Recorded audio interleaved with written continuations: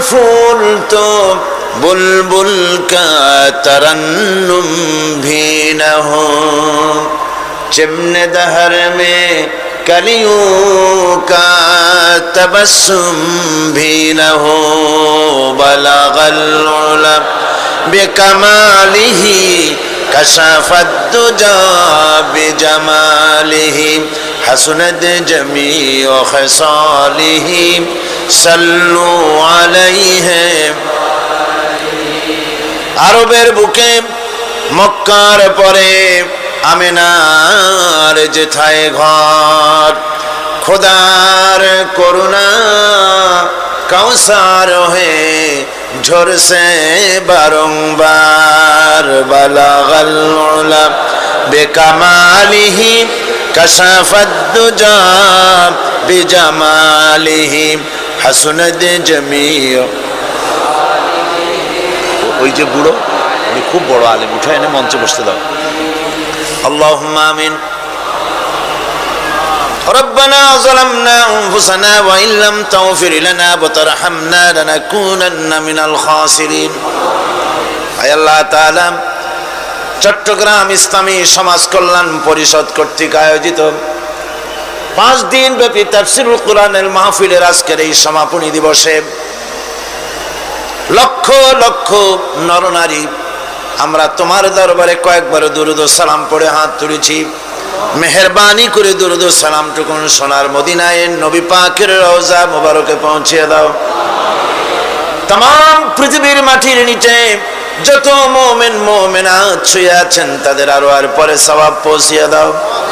রব্বুল আলামিন, এই মাহফিলের আয়োজন যারা করেছেন, শোনার জন্য যারা দূর দূরান্ত থেকে এসেছেন, আল্লাহ তাআলা কিয়ামতের দিন মুসিবতের সময় এই মাহফিল আমাদের সকলের জন্য নাজাতের ওসিলা বানায় দিও।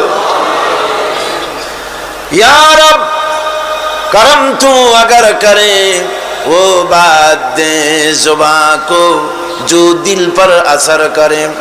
रब्बना तक़ब्बल मिन्ना इन्नका अंतस समीउल अलीम व तुब अलैना इन्नका अंतत तव्वाबुर रहीम। सुब्हान रब्बिका रब्बिल इज्जति अम्मा यसिफून व सलामुन अलल मुरसलीन अल्हम्दुलिल्लाहि रब्बिल आलामीन। আজকের এই বিশাল মাহফিল, এই মানুষের স্রোত, এই মানুষের উত্তাল ঢেউ কি প্রমাণ করে? এই মানুষের উত্তাল ঢেউ প্রমাণ করে বাংলাদেশ কোরআনের জন্য, বাংলাদেশ কোরআনের জন্যে, বাংলাদেশের শাসন, এর আইন, এর সংবিধান, এর বেঁচে থাকা, এর মরে যাওয়া, এর স্বাধীনতা, এর সার্বভৌমত্ব সবটা আল্লাহ রাব্বুল আলামিনের কোরআনের জন্যে। আজকের এই বিশাল জনসমুদ্র, আল্লাহর কসম, সাইদির আকর্ষণ না, সাইদির কারণে নয়, এই আকর্ষণ আল্লাহর শপথ, কোরআনের আকর্ষণ, কেবলমাত্র শুধুমাত্র একমাত্র কালামি রব্বানির আকর্ষণ। মানুষেরা পাগল পারা হয়ে ছুটে এসেছে। গরুর গোশত খাওয়ানো হবে না। সমাজ কল্যাণ পরিষদ কি বলেছে যে আপনাদেরকে গরুর গোশত দিয়ে ভাত খাওয়ানো হবে মাহফিলের পরে? একটা চকলেটও দেওয়া হবে না, এক গ্লাস পানি ওনারা খাওয়াতে পারেন না, আপনারা নিজ ব্যবস্থায় খান। সুতরাং আল্লাহ পাক সকলের আশা, বসা, ফিরে যাওয়া সবটাকে আল্লাহ পাক বরকতপূর্ণ করুন, আমরা বলি আমিন। আজকে আমি কোনো ভূমিকা দেব না। আমি বুঝতে পারছি লোকেদের অবস্থা, চতুর্দিকে মানুষের আওয়াজ আসতেছে, বসার জায়গা নাই, দাঁড়াবার জায়গা নাই, চতুর্দিকে টাইটুম্বুর হয়ে গিয়েছে, মানুষের পদভারে এই মাঠটা এখন ছোট্ট হয়ে গিয়েছে। সুতরাং সরাসরি কোরআনে কারিমের আলোচনায় ফিরে যাওয়ার আগে আমি একটুখানি কষ্ট দিতে চাই আপনাদেরকে।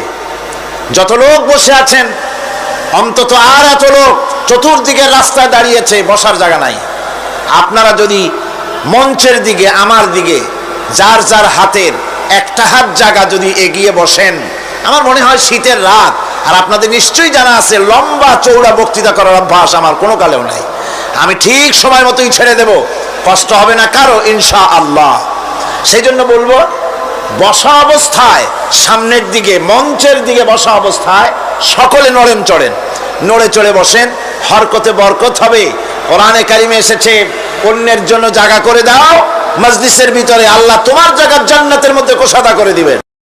ইন্না খালাকনাল ইনসানা মিন নুতফাতিন আমশাজিন নাবতালিহি ফাজআলনাহু সামিআম বাসীরা। আমি মানুষের মিলিত শুক্রর দ্বারা নুতফা দিয়ে আমি মানুষ সৃষ্টি করেছি এবং তাকে একে একে বিভিন্ন স্তর পার করেছি, তাকে শ্রবণ শক্তি দিয়েছি, তাকে দর্শন শক্তি দিয়েছি। ইন্না হাদাইনাহুস সাবিলা ইম্মা শাকিরান ওয়া ইম্মা কাফুরা। নিশ্চয়ই আমি তাদেরকে তাদের কর্মপন্থা প্রদান করেছি, আমি তাদেরকে হেদায়েত দিয়েছি, চলার পথের দিশা দিয়েছি। এখন ইচ্ছে করলে সে কৃতজ্ঞ হতে পারে, ইচ্ছে করলে অকৃতজ্ঞতার পথও অবলম্বন করতে পারে। আমি তাকে হেদায়েত দিয়ে দিয়েছি, পথ দেখিয়ে দিয়েছি। ডান এবং বাঁ দুটি রাস্তা আল্লাহ পাক দেখিয়ে দিয়েছেন। আসহাবুল ইয়ামিন, আসহাবুল শিমাল, একটা ডানপন্থী আর একটা বামপন্থী। আমাদের দেশে কিছু লোক আছেন নাম মুসলমান, কিন্তু বলে যে আমরা বামপন্থী আন্দোলন করি, অথচ সমস্ত ডানপন্থীদের জায়গা হবে জান্নাতে যদি জান্নাতের আমল করতে পারে। ডানপন্থীদের নেতা হচ্ছেন দুনিয়ার সমস্ত পয়গম্বরেরা, আর বামপন্থীদের নেতা হলো শয়তান। বামপন্থীদের নিয়ে শয়তান যাবে কিয়ামতে জাহান্নামে। আল্লাহ পাক রাস্তা বলে দিয়েছে। আল্লাহ রাব্বুল আলামিন বলেন, আলাম নাজআল লাহু আইনাইনি ওয়া লিসানান ওয়া শাফাতাইন ওয়া হাদাইনাহুন নাজদাইন। আমি কি তোমাদের দুটি চক্ষু দেই নাই, দেখার জন্য দুটো চোখ দেই নাই? আমি কি তোমাদেরকে কথা বলার জন্য দুটো ঠোঁট দেই নাই? এরপরে আমি কি তোমাদেরকে ভালো মন্দ বোঝার জন্য আমি কি হেদায়েত দেইনি? ভালো মন্দ সবটা বোঝার জন্য আমি তোমাদেরকে হেদায়েত দিয়েছি। সুতরাং এই হেদায়েতের রাস্তা ছেড়ে দিয়ে তোমরা নিজেদেরকে গুমরাহির মধ্যে ডুবিয়ে দিও না। আমার দেওয়া হেদায়েতের রাস্তায় নিজেদেরকে পরিচালিত করার জন্য প্রচেষ্টা করো। আল্লাহ পাক বলেন, ওয়াল্লাযীনা জাহাদু ফীনা লানাহদিয়ান্নাহুম সুবুলানা ওয়া ইন্নাল্লাহা লামাল মুহসিনিন। যারা আমাকে পাওয়ার জন্য সাধনা করেছে তাদের পথ প্রদর্শন করা আমার জন্য অবশ্য কর্তব্য। অন্য জায়গায় আল্লাহ পাক বলেছেন, ওমান ইয়াত্তাকিল্লাহা ইয়াজআল লাহু মাখরাজা। যে ব্যক্তি আমাকে ভয় করে চলে, আমার প্রতি আশা করে, ভরসা করে, তার জন্য আমি রাস্তা তৈরি করে দিই। সুবহানাল্লাহ। সুতরাং হেদায়েত আল্লাহ পাক দিয়েছেন, এমন নয় যে তিনি রাস্তা তৈরি করেন নাই। কোরআন খোদাই হেদায়েতের নাম দিয়েছে হুদা। খোদাই হেদায়েতের নাম কি? হুদা। এই কোরআনের এক নাম হচ্ছে, এই কোরআনের এক নাম কি? হুদা। কোরআন বলছি, فمن تبع هداي فلا خوف عليهم ولا هم يحزنون। আমার এই কোরআন, এই হেদায়েত যারা মানবে, এটাকে যারা অনুসরণ করে চলবে, এটার আইন কানুন যারা মেনে চলবে, ওদের জন্য কোনো ভয় নাই, কোনো চিন্তাও নাই, কোনো ভয় নাই, কোনো চিন্তা নাই যারা এই কোরআনের হেদায়েতকে মেনে চলবে। আল্লাহর হেদায়েত হলো সবচেয়ে বড় হেদায়েত। আল্লাহ পাক বলছেন, কুল ইন্না হুদাল্লাহি হুয়াল হুদা ওয়া উমিরনা লিনুসলিমা লিরাব্বিল আলামিন। হে রাসূল, আপনি বলুন, আল্লাহর হেদায়েত হলো সবচেয়ে বড় হেদায়েত। অর্থাৎ আল্লাহ যে রাস্তা দিয়েছেন, আল্লাহ যে কোরআন দিয়েছেন, এর থেকে বড় হেদায়েত মানুষের জন্য আর কিছু হতে পারে না। আল্লাহ পাক বলেন, ওয়ালান তারদা আনকাল ইয়াহুদু ওয়ালান নাসারা হাত্তা তাত্তাবিআ মিল্লাতাহুম কুল ইন্না হুদাল্লাহি হুয়াল হুদা। স্মরণ রাখুন হে নবী, ইহুদিরা খ্রিস্টানেরা কিছুতেই আপনার প্রতি খুশি হবে না যতক্ষণ পর্যন্ত আপনি ইহুদি হবেন অথবা খ্রিস্টান হবেন। ওরা কোনোদিন মুসলমানদের উপরে রাজি হবে না, খুশি হবে না। মনে রাখতে হবে একমাত্র সঠিক পথ ইহুদিদের পথ সঠিক নয়, নাসারাদের পথ সঠিক নয়। আসল পথ হলো আল্লাহ পাকের পথ। কার পথ আসল? আসল রাস্তা, আসল পথটি আল্লাহ পাক কোরআনে কারীমের মধ্যে বিশদভাবে বলে দিয়েছেন। এবং ইহদিনাস সিরাতাল মুস্তাকিমের ব্যাপারে আল্লাহ পাক কোরআনে সাফ করে বলে দিয়েছেন যে আমি এর বিনিময় তোমাদেরকে কোরআন দিলাম। বস্তুত ইহদিনাস সিরাতাল মুস্তাকিম এর জবাব হলো ওয়া ইন্নাল্লাহা রাব্বি ওয়া রাব্বুকুম ফা'বুদুহু হাযা সিরাতুম মুস্তাকিম। নিঃসন্দেহে আল্লাহ তোমাদের এবং আমাদের রব, আর সুতরাং তারই উপাসনা করতে হবে। এটাই দ্বীনের সরল পথ, আর এটা কোনো নতুন পথ নয়। আল্লাহ যে পথটা দিয়েছেন রাসূল করিম সাল্লাল্লাহু আলাইহি ওয়াসাল্লামের মাধ্যমে, সেটা কি কোনো নতুন পথ? না। কোরআন বলছে এটা নতুন পথ নয়।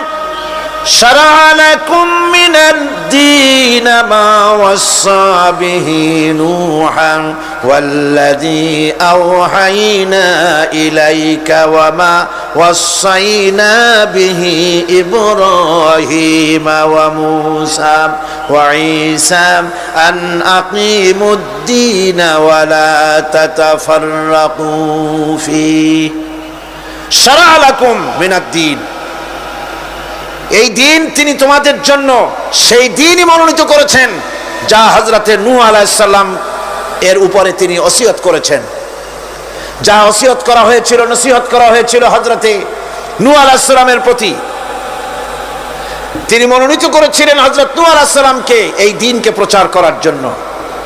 আর যার উপরে চলার জন্য হযরত ইব্রাহিম, হযরতে মূসা, হযরত ঈসাকে নির্দেশ করা হয়েছিল।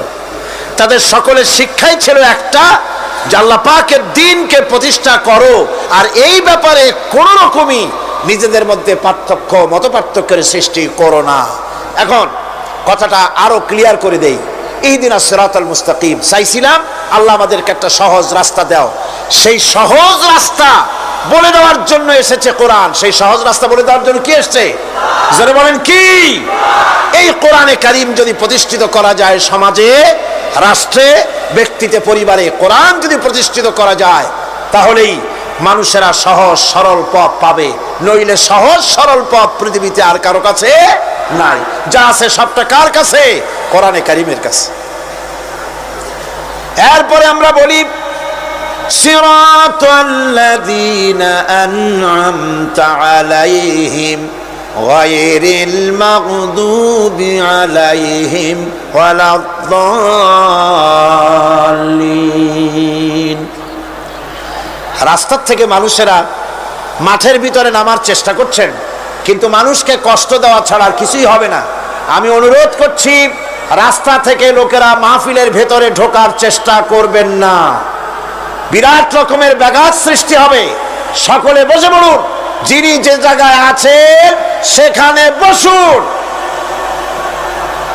চাপ সৃষ্টি করবেন না, বসুন। আপনারা দাঁড়ালে আরো বিশৃঙ্খলার সৃষ্টি হবে। কোরআনের মাহফিল, খবরদার বেয়াদবি করবেন না, কেউ দাঁড়াবেন না। যারা দাঁড়িয়েছেন বসেন, আর জোরে সরে জিকির করেন লা ইলাহা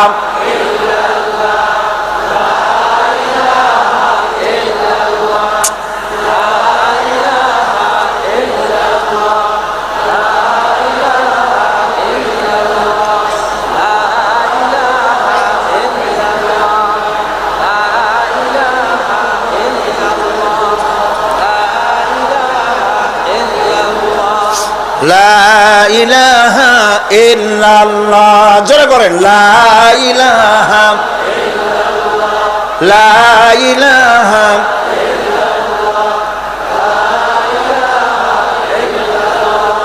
লা ইলাহা ইল্লাল্লাহ মুহাম্মাদুর রাসূলুল্লাহ। আল্লাহ আল্লাহ আল্লাহ আল্লাহ আল্লাহ আল্লাহ আল্লাহ আল্লাহ। আরো জোরে করেন।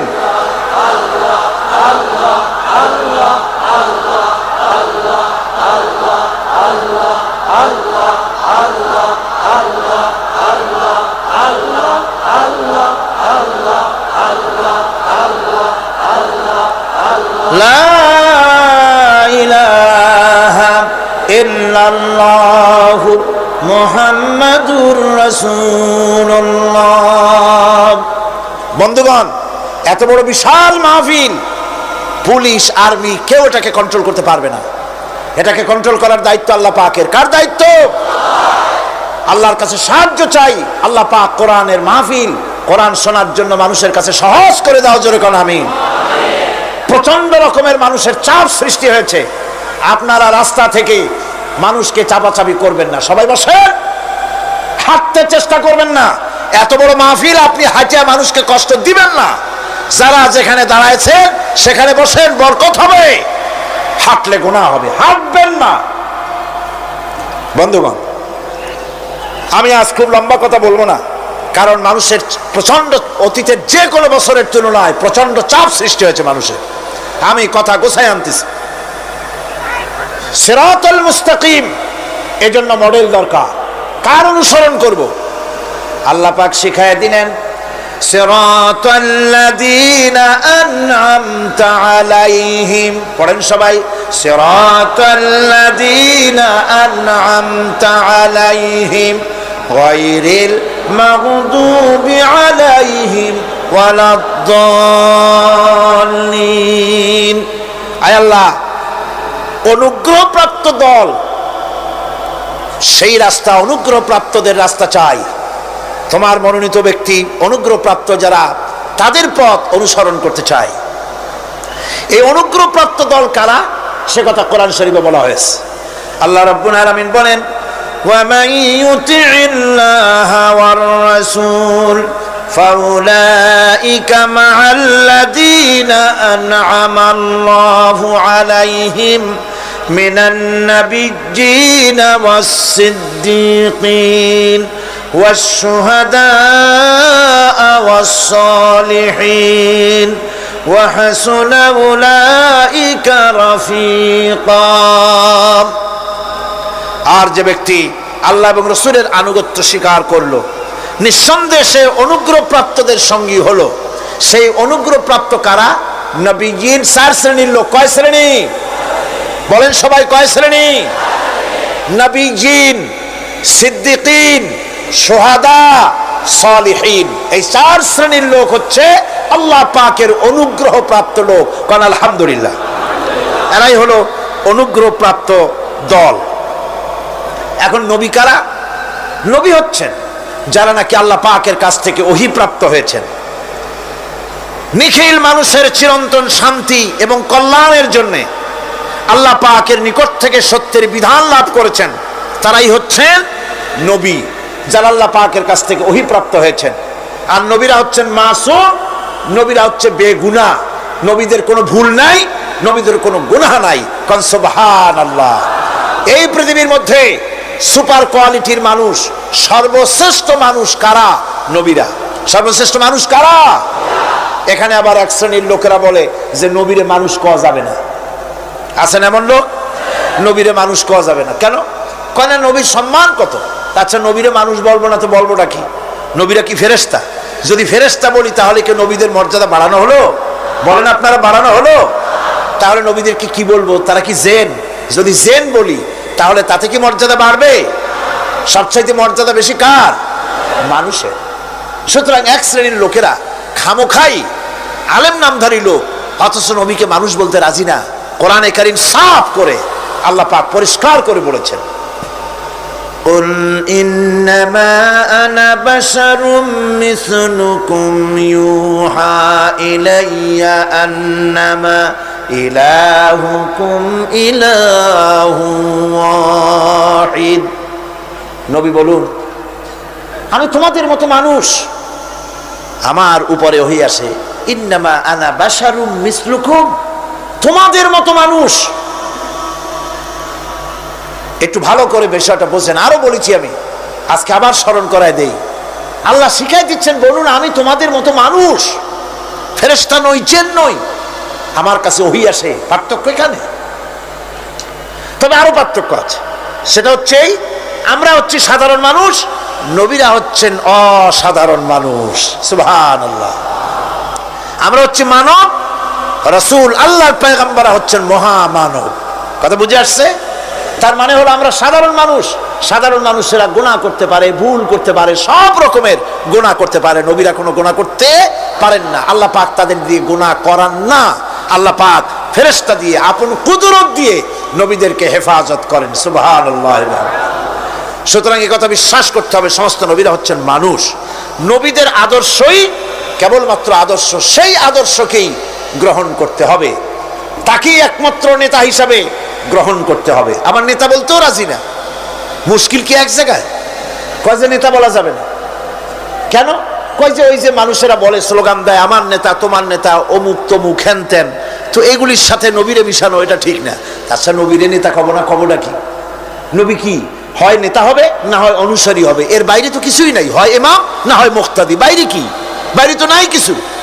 সুতরাং নবী কি মুক্তাদি হবে? নবী কি অনুসারী হবে?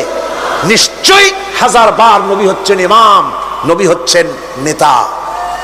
আমরা যখন আরবিতে বলি, ওনারা নিজেরাও আরবিতে বলেন, তখন কোনো আপত্তি হয় না। আল্লাহুম্মা সাল্লি আলা সাইয়্যিদিনা মুহাম্মদ। সাইয়্যিদিনা মানে হচ্ছে আমাদের লিডার, আমাদের নেতা। সাইয়্যিদিনা যখন বলে তখন আপত্তি করে না, কিন্তু আমাদের নেতা বললেই আপত্তি করেন। বাংলা ভাষা, বাংলাদেশি মানুষ হইয়া বাংলা ভাষার প্রতি এই গভীর জ্ঞান দেখলে দুঃখই হয়। বন্ধুগণ, মনে রাখতে হবে, নবী হচ্ছেন মাসুম, বেগুনাহ এবং নেতা। আর মুহাম্মদ সাল্লাল্লাহু আলাইহি ওয়াসাল্লাম হচ্ছেন বিশ্ব নেতা, এটা কোনো সন্দেহ নাই। এই নবীর অনুসরণ করতে হবে। সিদ্দিকিন হচ্ছে সত্যকে যারা উদার, উন্মুক্ত, অকুণ্ঠ চিত্তে, দ্বিধাহীনভাবে যারা গ্রহণ করেছে, এর বিপরীত যারা করেই নাই, তারাই হচ্ছেন সিদ্দিকিন। হযরতে, যেমন একটা দৃষ্টান্ত, হযরতে আবু বকর সিদ্দিক রাদিয়াল্লাহু তাআলা আনহু, মেরাজ থেকে হুজুর ফিরে এসেছেন সকালবেলায়, ফজরের নামাজ পড়ে বসেছেন কাবা শরীফে, তিনি বসে আছেন। তো তখন আবু জাহেল আসছে, এসে বলছে, মুহাম্মদ সাল্লাল্লাহু আলাইহি ওয়াসাল্লাম, প্রত্যেক দিনই তো নতুন নতুন কথা কও, আজকে কোনো নতুন কথা আছে? হুজুর বলেন, হ্যাঁ নতুন কথা আছে। কি? বলে, এই তো শেষ রাত্রে জিবরাইল আসছিল, আমারে নিয়ে গেল বাইতুল মুকাদ্দাসে, জেরুজালেমে গিয়ে নামাজ পড়লাম, ওইখান থেকে মহাকাশ পাড়ি দিলাম, 7 আকাশ পাড়ি দিলাম, সিদরাতুল মুনতাহা গেলাম, আরশে আজিম ভ্রমণ করলাম, আল্লাহর সাথে কথা কইলাম, জান্নাত জাহান্নাম দেখলাম, তারপরে আবার এই আয়েশা নামাজ পড়িয়া তোমাদের সাথে কথা বলতেছি। আবু জাহেল কয় যে, খাইস যাও, মাথাটা একটু ভালো ছিল, এখন তাও সর্বনাশ হয়ে গেছে। কয়, মুহাম্মদ সাল্লাল্লাহু আলাইহি ওয়াসাল্লাম, তুমি যা বললা এই কথাটা আমি কি হুবহু মানুষের কাছে বলবো? হুজুর বলছেন, অবশ্যই বলো গিয়ে।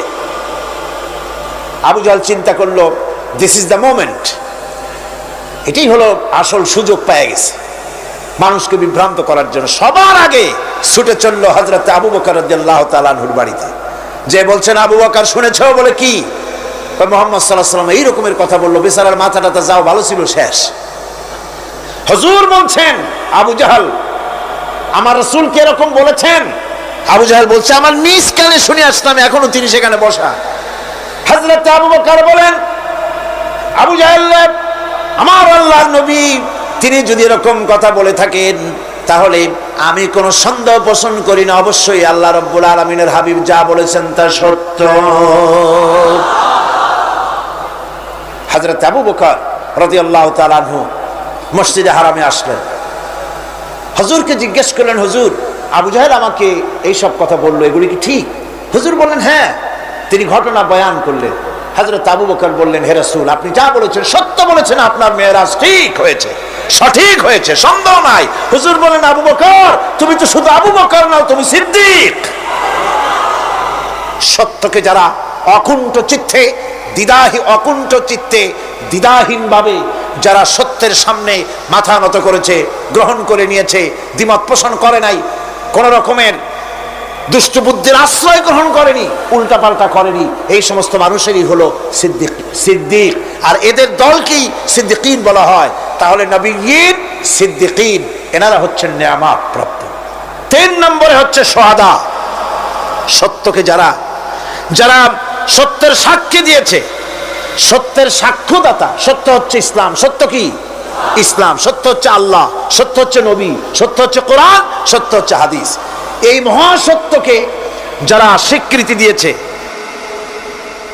নিজেদের কথা দিয়ে, কাজ দিয়ে, ধন দিয়ে, সম্পদ দিয়ে, এমনকি নিজের জীবনটা এই রাস্তায় বিলিয়ে দিয়ে মহাসত্যের চিরস্থায়ী সাক্ষী দিয়ে দুনিয়া থেকে যারা বিদায় হলেন, ওনারা হচ্ছেন শহীদ। আজ রাস্তাঘাটে শহীদ হয়, যার তার নামের আগে শহীদ বসায় দেয়।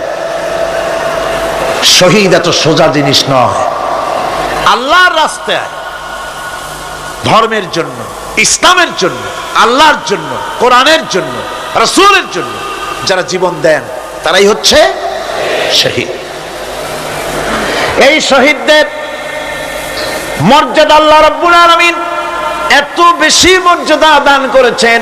শহীদদের মর্যাদা আল্লাহ পাক দিয়েছেন, কিয়ামতের দিন শহীদদের কোনো বিচার করা হবে না। আল্লাহ রাব্বুল আলামিন শহীদদেরকে বিনা বিচারে জান্নাত দিয়ে দিবেন। শহীদের বিশাল মর্যাদা, বিরাট মর্যাদা। এই শহীদ শাহাদাতের তামান্না প্রত্যেক মুসলমানের ভিতরে থাকতে হবে।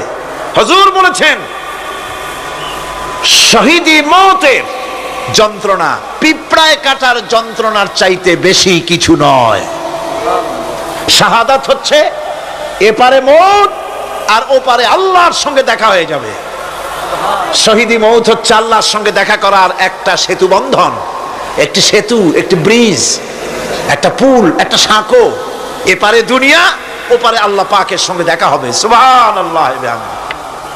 ভাইরা, ইসলামের জন্য যারা জীবন দিলেন, যারা শাহাদাত বরণ করলেন, তারা জাতির সম্মানের পাত্র। সেই সম্মান, সেই মর্যাদা আল্লাহ রাব্বুল আলামিন শহীদদের প্রদান করেছেন। হযরত আব্দুল্লাহ জুলবাজাদাইন, যার কথা বুখারীতে লেখা হয়েছে।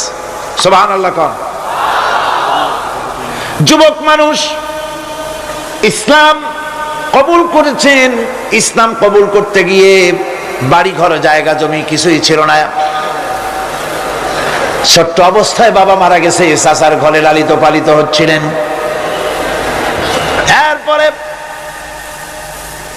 রাসূলের প্রতি ঈমান আনবেন, চাচার ভয়তে পারেন না।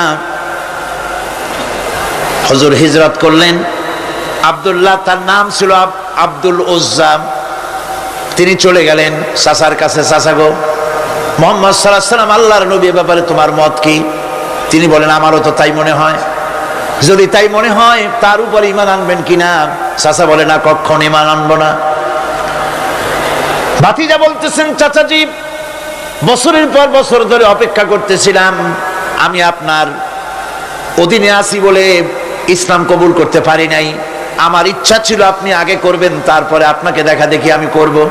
কিন্তু আপনি যখন ইসলাম কবুল করলেন না, আর করবেন না বলে যখন ঘোষণা দিলেন, আপনাকে উপস্থিত রেখে আমি ঘোষণা দিলাম, লা ইলাহা ইল্লাল্লাহু মুহাম্মাদুর রাসূলুল্লাহ। চাচা বলছে, ভাতিজা, এর পরিণাম জানো? কয়, না, জানি না। এর পরিণাম হচ্ছে তুমি আমার বাড়িতে থাকো, আমার বাড়ি ছাড়তে হবে। বললেন, রাজি আছি। উট, ছাগল, ভেড়া, ঘোড়া যা দিছি ছাড়তে হবে। বলছে, রাজি আছি। চাচা বলছে, শুধু তাই নয়, পরনে যে লুঙ্গি আছে, গায়ে যে জামা আছে, আমার পয়সার লুঙ্গি জামা ছাড়তে হবে। ভাতিজা বলছে, ইমানের জন্য যা চাও সব ছাড়িয়ে দেব। জামা লুঙ্গি খুলে ফেলে দিয়ে দিলেন। হাদিস। তিনি চলে গেলেন মায়ের কাছে ওই অবস্থায়। মা এই যুবক ছেলেকে উলঙ্গ অবস্থায় দেখে 2 হাত দিয়ে নিজের চোখ চেপে ধরেছেন। বাবা, তোমার এই অবস্থা কেন? ছেলে বলছেন, মা, ঈমান আনার কারণে আমার এই অবস্থা হয়েছে। মা বলে বাবারে কি চাও আমার কাছে? আব্দুল উজ্জা বলছে মা কিচ্ছু চাই না, একটুখানি কাপড় আমারে দাও, আমি বিশ্ব নবী মুহাম্মদ সাল্লাল্লাহু আলাইহি ওয়াসাল্লামের খেদমতে যেতে চাই। মায়ের কাছে পুরানা কম্বল ছিল, কম্বলটা তিনি দিয়ে দিলেন। হযরতে এখনো তো সে মুসলমান হয়নি, ওই কম্বলটা ছিঁড়ে নিয়ে দুই টুকরা করে কম্বলটা পরলেন, আদাটা তাতে করে হাঁটু ঢাকে না, আর একটা কোন রকম গায়ে দিলেন। এরপরে হেঁটে হেঁটে কষ্ট করে মদিনায় চলে গেলেন। মসজিদে নববীর ভিতরে ঢুকে দরজার কাছে বসা বিশ্বনবী জনাবে মুহাম্মদ রাসূলুল্লাহ সাল্লাল্লাহু আলাইহি ওয়াসাল্লাম মসজিদে নববীতে, যুবক, হাঁটুর উপরে কাপড়, মাথার চুল উস্কো খুস্কো চেহারা, ক্ষুধার্ত চেহারা। হুজুর জিজ্ঞেস করছেন তুমি কে? তিনি বললেন আমার নাম আব্দুল উজ্জা, তোমার এই অবস্থা কেন? তিনি বললেন হুজুর ঈমান আনার জন্য বাড়ি ঘর জায়গা জমিন উট বাছুর সব হারাইছি, এমনকি পরনের লুঙ্গিও আমারে দেয় নাই, মার কম্বলটা ছিঁড়িয়ে এনেছি। নবীজি আসহাবে সুফফার ভিতরে তাকে বসতে দিলেন, তাকে থাকতে দিলেন, আর বললেন তারে কোরআন শরীফ শিখাবা। আব্দুল উজ্জাকে হুজুর বললেন তোমার নাম উজ্জা নয়, তোমার নাম আব্দুল্লাহ। হাদিস শরীফে এসেছে আল্লাহর কাছে দুইটা নাম বেশি প্রিয়, একটা হচ্ছে আব্দুল্লাহ আর একটা হচ্ছে আব্দুর রহমান। মুসলমান হলেন, এরপরে আসহাবে সুফফার মধ্যে বসে আছেন, কোরআন শরীফ জোরে জোরে তেলাওয়াত করেন।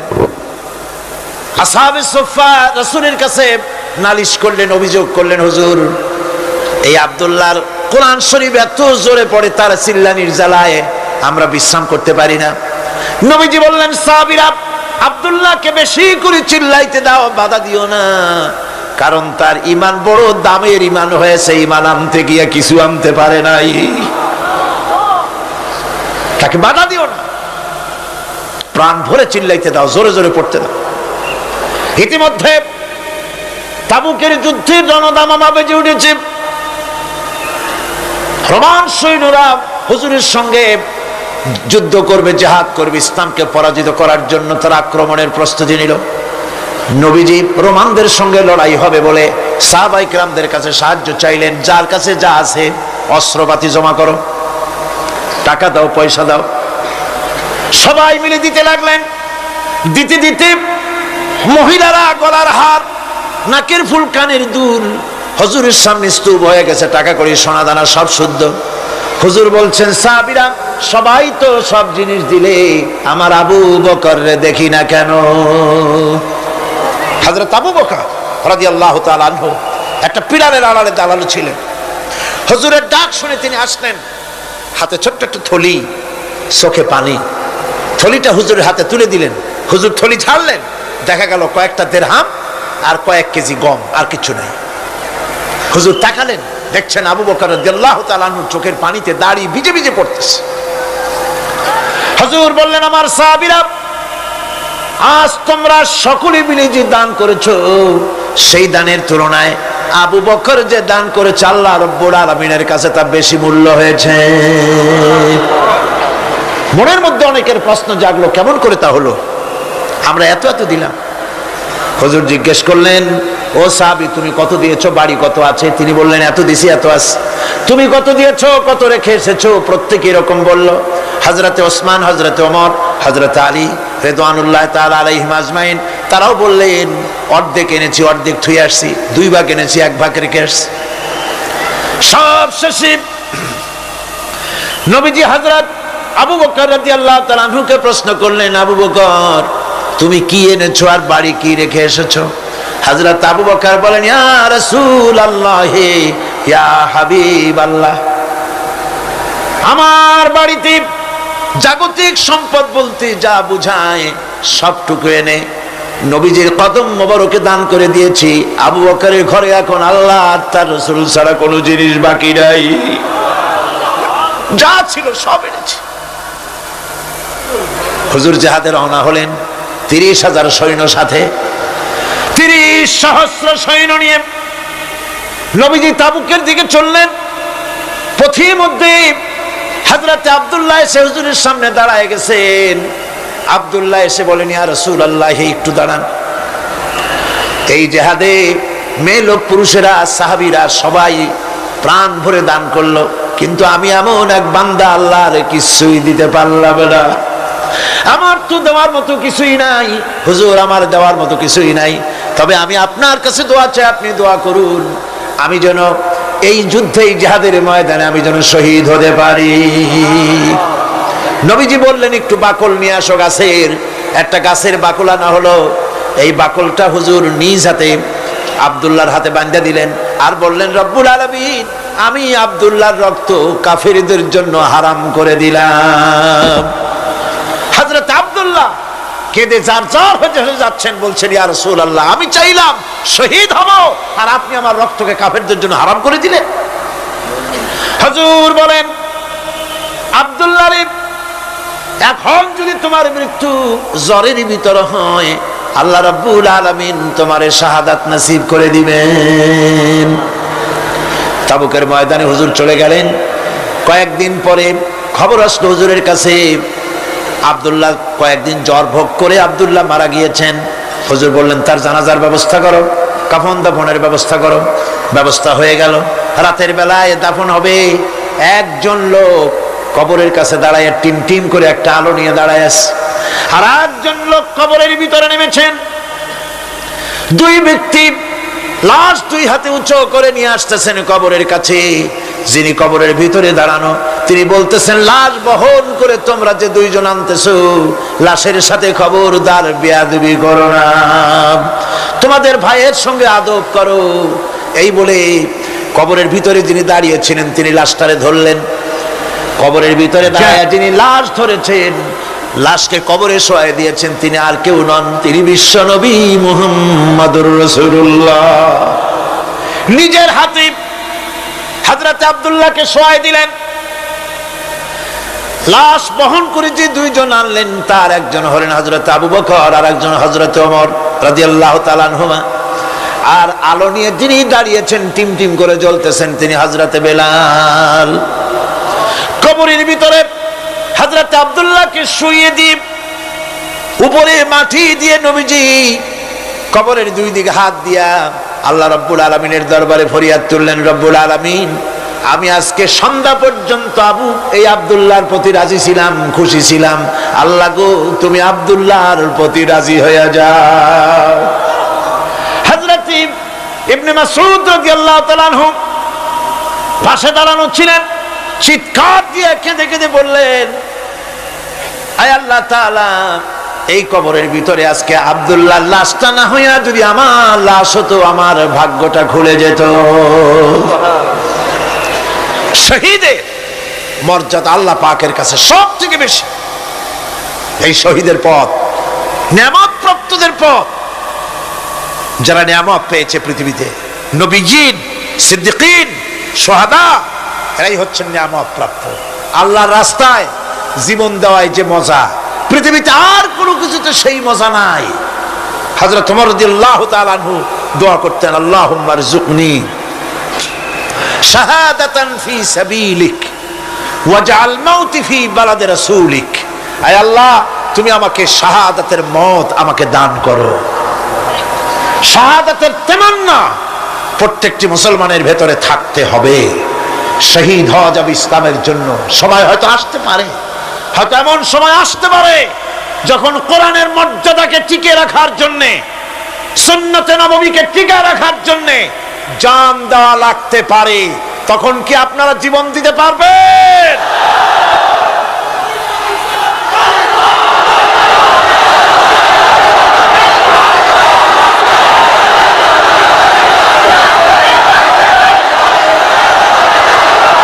এরপরে চতুর্থ নম্বরে হচ্ছে সালিহিন। চতুর্থ নম্বরে কি? সালিহিন। সালিহিন হচ্ছে জীবনের প্রত্যেকটি ক্ষেত্রে যারা একনিষ্ঠভাবে আল্লাহর বিধান পালন করেছেন, যারা পুণ্যের সাথে সুদৃঢ় থেকেছেন, যারা অটল থেকে পুণ্যের সাথে, হকের সাথে অটল থেকেছেন, কোন অবস্থাতেই ইসলামী আদর্শের বিরুদ্ধাচরণ করেনি, তারাই হচ্ছেন সালিহিন। ইসলামের আদর্শ ছাড়ে নাই, পরিত্যাগ করে নাই, জীবনের সবকিছুর বিনিময় এটাকে আঁকড়ে ধরে থেকেছেন।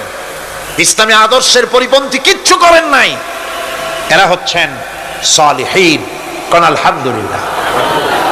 আল্লাহর অনুগ্রহ প্রাপ্ত কয় শ্রেণী? 4 শ্রেণী। নবীজিন, সিদ্দিকিন, শুহাদা, সালিহিন, এই 4 শ্রেণীর লোকেরাই হচ্ছে নিয়ামত প্রাপ্ত। আমরা বলেছি সিরাতাল্লাযীনা আন'আমতা আলাইহিম গায়রিল মাগদুবি আলাইহিম ওয়ালাদ-দাল্লিন। নিয়ামত প্রাপ্তদের পথ চাই, অনুগ্রহ প্রাপ্তদের পথ, আর অভিশপ্ত পথভ্রষ্টদের পথ আমরা চাই না, আমরা পরিহার করে চলবো। এটা একটু ওয়াদাও বটে। যারা অভিশপ্ত, যারা পথভ্রষ্ট, ওরা কারা? মাগদুব এবং দল্লিন। মাগদুব হচ্ছে অভিশপ্ত, দল্লিন হচ্ছে পথভ্রষ্ট। দুনিয়ার সমস্ত মুফাসসিরিন, মুহাদ্দিসিন সব একমত, মাগদুব হচ্ছে ইহুদিরা। মাগদুব কারা? বলেন না কারা? আর দল্লিন, অভিশপ্ত কারা? খ্রিস্টানেরা। বলেন কারা? একটুখানি জোরে সোরে দরুদ শরীফ পড়েন। সালাতুন ইয়া রাসূলুল্লাহ আলাইকুম, সালামুন ইয়া হাবিবাল্লাহ আলাইকুম। জোরে পড়েন।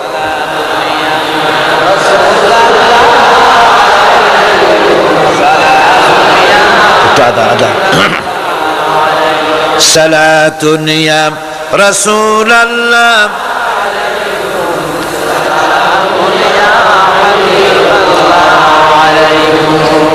ভাইরা, ইহুদিদের অভিশপ্ত হওয়ার কারণটা কি? আল্লাহ রাব্বুল আলামিন বলেন, শোনো কারণ কি। وَضُرِبَتْ عَلَيْهِمُ الْمَسْكَنَةُ ذَلِكَ بِأَنَّهُمْ كَانُوا يَكْفُرُونَ بِآيَاتِ اللَّهِ وَيَقْتُلُونَ الْأَنْبِيَاءَ بِغَيْرِ حَقٍّ ذَلِكَ بِمَا عَصَوْا وَكَانُوا يَعْتَدُونَ। তাদের উপর দারিদ্র এবং অসহায়তার অভিশাপ বর্ষিত হয়েছে। এর কারণ হলো তারা আল্লাহ পাকের আয়াতকে অস্বীকার করেছে, তারা অকারণে আল্লাহর নবীদেরকে হত্যা করেছে এবং প্রত্যেকটি ব্যাপারে আল্লাহর শরীয়তের সীমা লঙ্ঘন করেছে। যুরিবাত আলাইহিমুল যিল্লাতু ওয়াল মাসকানা ওয়া বাউ বিগাদাবিন মিনাল্লাহ। আল্লাহ পাক বলেছেন, চিরকাল ইহুদিরা অভিশপ্ত, তাদের কোন আবাসস্থল হবে না, সারা জীবন ঘুরে বেড়াবে। আপনারা বলবেন, কই ঘুরে বেড়ায় না তো, তাদের তো জায়গা হইছে জেরুজালেমে, ইসরায়েলে, সেখানে তারা জায়গা করে নিয়েছে। তাহলে এটা কেমন হলো? এটা এইভাবে হচ্ছে, ওখানে তাদেরকে প্রতিষ্ঠিত করেছে আমেরিকা, ঠিক কিনা? আল্লাহ পাক কোরআন শরীফের মধ্যে বলেছেন, যদিও মানুষের সাহায্যে কোনো জায়গায় তাদেরকে আল্লাহর ইচ্ছায় অথবা মানুষের সাহায্যে কোথাও যদি জায়গা হয়, অপমানের জীবন যাপন করতে হবে সারাটা জীবন, কিয়ামত পর্যন্ত দুঃখে দুঃখে মরতে হবে, দেশে দেশে ঘুরে বেড়াতে হবে ভিক্ষুকের মতো। সে অবস্থাই হয়েছে। আমেরিকা ওদের উপর থেকে হাত উঠায় নিক, মধ্যপ্রাচ্যের আজকের 20 ফোড়া ইসরায়েল, আমেরিকা যদি তাদের রুবুবিয়াতে প্রতিপালনের হাতটা উঠায় নেয়, তাহলে আরব দেশে যত লোক আছে যুদ্ধ করা লাগবে না, এক পাশে গিয়ে পেশাব করলে ভাইসিয়া লোহিত সাগরে চলে যাবে। সুতরাং এই ইহুদিদের পথ অনুসরণ করা যাবে না। ইহুদিরা অপরাধ করছিল কি? একটু আগেই বললাম, তারা আল্লাহর আয়াতকে অস্বীকার করেছে, তারা নবীদেরকে হত্যা করেছে, এটাই হলো তাদের অপরাধ। তারা শরীয়তের ব্যাপারে বাড়াবাড়ি করেছে। আর খ্রিস্টানরা, তাদের অপরাধ কি? তাদের অপরাধ হচ্ছে তারা আল্লাহর বিধানের উপরে তারাও বাড়াবাড়ি করেছে। তারা নিজেদের আল্লাহর বিধান বাদ দিয়ে নিজেদের মন গড়া জীবন যাপন শুরু করেছে। তারা ঈসা আলাইহিস সালামকে আল্লাহর ছেলে বানাইছে। তারা মদ খায়, তারা জিনা করে, তারা শুকর খায়। তাদের উপরে শরীয়তকে সম্পূর্ণ বুড়ো আঙ্গুল দেখায়া তারা মুশরিকের চাইতেও খারাপ হয়ে গিয়েছে, ঠিক কিনা? এরা হিন্দুরা কখনো বলে না যে আল্লাহর ছেলে মেয়ে আছে, বলে নাকি? কিন্তু ওরা আল্লাহর ছেলে বানাইছে, মেয়ে বানাইছে, বউ বানাইছে। নাউজুবিল্লাহ। আমেরিকায়, ইংল্যান্ডে, সেসব জায়গায় গির্জায় আজ আর খ্রিস্টান যাওয়ার লোক নাই। সপ্তাহে একদিন ইবাদত করে, সানডে। সেই সপ্তাহের একদিন ইবাদত করতে লোক পাওয়া যায় না। সেদিন তারা ফুর্তি নাট্যি করার জন্য বউ বাচ্চা নিয়ে, মদ টদ নিয়ে, সিবেচে গিয়ে কাপড় চোপড় ভালাইয়া যা খুশি তাই করে। তারা মসজিদে আসে না, কি বলে, গির্জায় যায় না। ফলে আমার নিজের চোখে দেখেছি বহুত গির্জা এমন আছে যার সামনে লেখা আছে ফর সেল, বিক্রয়ের জন্যে। এই সাইনবোর্ড যখন লাগায়, এলাকার মুসলমানেরা চান্দা তুলিয়া গির্জা কিনা সব সমানে মসজিদ বানাইতেছে। ইংল্যান্ডে আজ থেকে 100 বছর আগে মসজিদ ছিল মাত্র একটা। সেই গ্রেট ব্রিটেনে এখন মসজিদের সংখ্যা 7,000-এর উপরে। আলহামদুলিল্লাহ। সুতরাং এই খ্রিস্টান এবং ইহুদিদের পথ অনুসরণ করা যাবে না। কিন্তু তারপরেও আমরা অনুসরণ করছি না, করছি না? করছি। বিশ্বকবি, কবি সম্রাট আল্লামা ডক্টর ইকবাল রহমাতুল্লাহ আলাইহি সুন্দর করে বলেছেন, ওয়াদার মে হো তুম নসারা তু তামাদ্দুন মে হনুদ, ওয়াদার মে হো তুম নসারা তু তামাদ্দুন মে হনুদ, ये मुसलमान हैं जिन्हें देख के शर्माए यहूद। চাল চলনে হিন্দু তুমি, বেশভূষাতে খ্রিস্টান, মুসলমান এই যারে দেখে ইহুদ করে লজ্জা জ্ঞান। তুমি নাকি মুসলমান? কাপড় চোপড় দেখলে মনে হয় তুমি তো খ্রিস্টান। জামা কাপড়, তোমার অবস্থা দেখলে মনে হয় তুমি খ্রিস্টান। তোমার ওঠা বসা, বিয়ে শাদী, সংস্কৃতি দেখলে মনে হয় তুমি হিন্দু। আর তোমার লেনদেন দেখলে ইহুদিরা পর্যন্ত তোমাকে ঘৃণা করে। কথা ঠিক কিনা?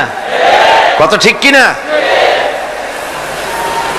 এই হলো মুসলমানদের অবস্থা। সুতরাং আল্লাহ পাক বলছেন ইহুদিদেরকে ছাড়তে হবে, খ্রিস্টানদের অনুকরণ ছাড়তে হবে। ইহুদি খ্রিস্টান সকলের অনুকরণ ছেড়ে দিয়ে নিয়ামত প্রাপ্ত ওই 4 শ্রেণীর লোকের অনুসরণ করতে হবে, তাহলেই খাঁটি মুসলমান হওয়া যাবে। কোন আলহামদুলিল্লাহ। এই হলো সূরা ফাতিহা, যা গত আজকের দিন সহ 5 দিন আমরা আলোচনা করলাম। কোন আলহামদুলিল্লাহ। এখন এই সূরা ফাতিহাকে আমি আপনাদের পকেটে উঠায় দিতে চাই, যাতে করে মনে থাকে। 5 দিনের অনেক কথা এক জায়গায় করে দিলে মনে করতে সুবিধা হবে, ঠিক কিনা? মনে রাখতে সুবিধা হবে। সূরা ফাতিহা আয়াত কয়টা? এই 7টি আয়াতের 7টি শিক্ষা আছে। সূরা ফাতিহার শিক্ষা 1, সকল প্রশংসা কেবলমাত্র হাদিস শরীফে এসেছে, ইদা মুদিহাল ফাসিকু ইহতাজ্জাতিল আরশ। যখন কোন ফাসিকের প্রশংসা করা হয়, যে ব্যক্তি নামাজ পড়ে না, রোজা করে না, দিন মানে না, ঈমান নাই, চরিত্র নাই, এমন লোককে যখন প্রশংসা করা হয়, আল্লাহ পাকের আরশ গোসায় থরথর করে কাঁপতে থাকে। সুতরাং সমস্ত প্রশংসা হবে কার? পার্লামেন্টে যখন বাজেট বক্তৃতা হলো, বাজেটের উপরে 39 ঘন্টা আলোচনার সুযোগ এলো।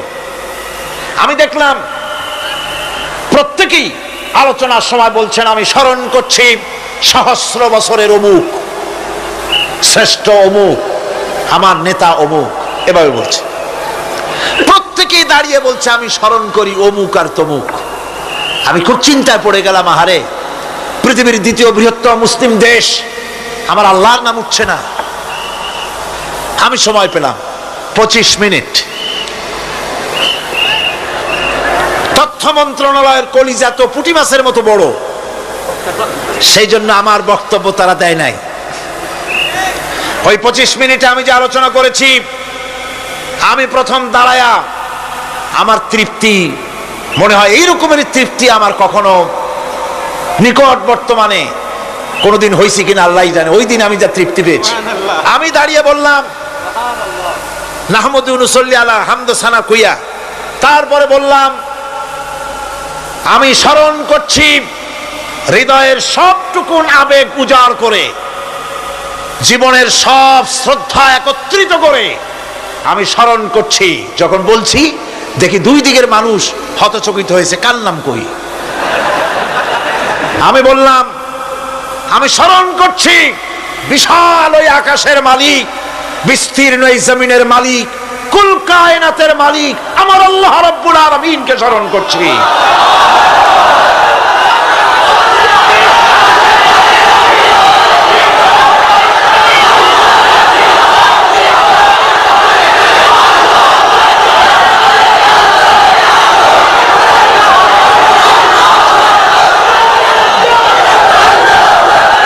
সুতরাং আমি দারুণ তৃপ্তি পেয়েছি।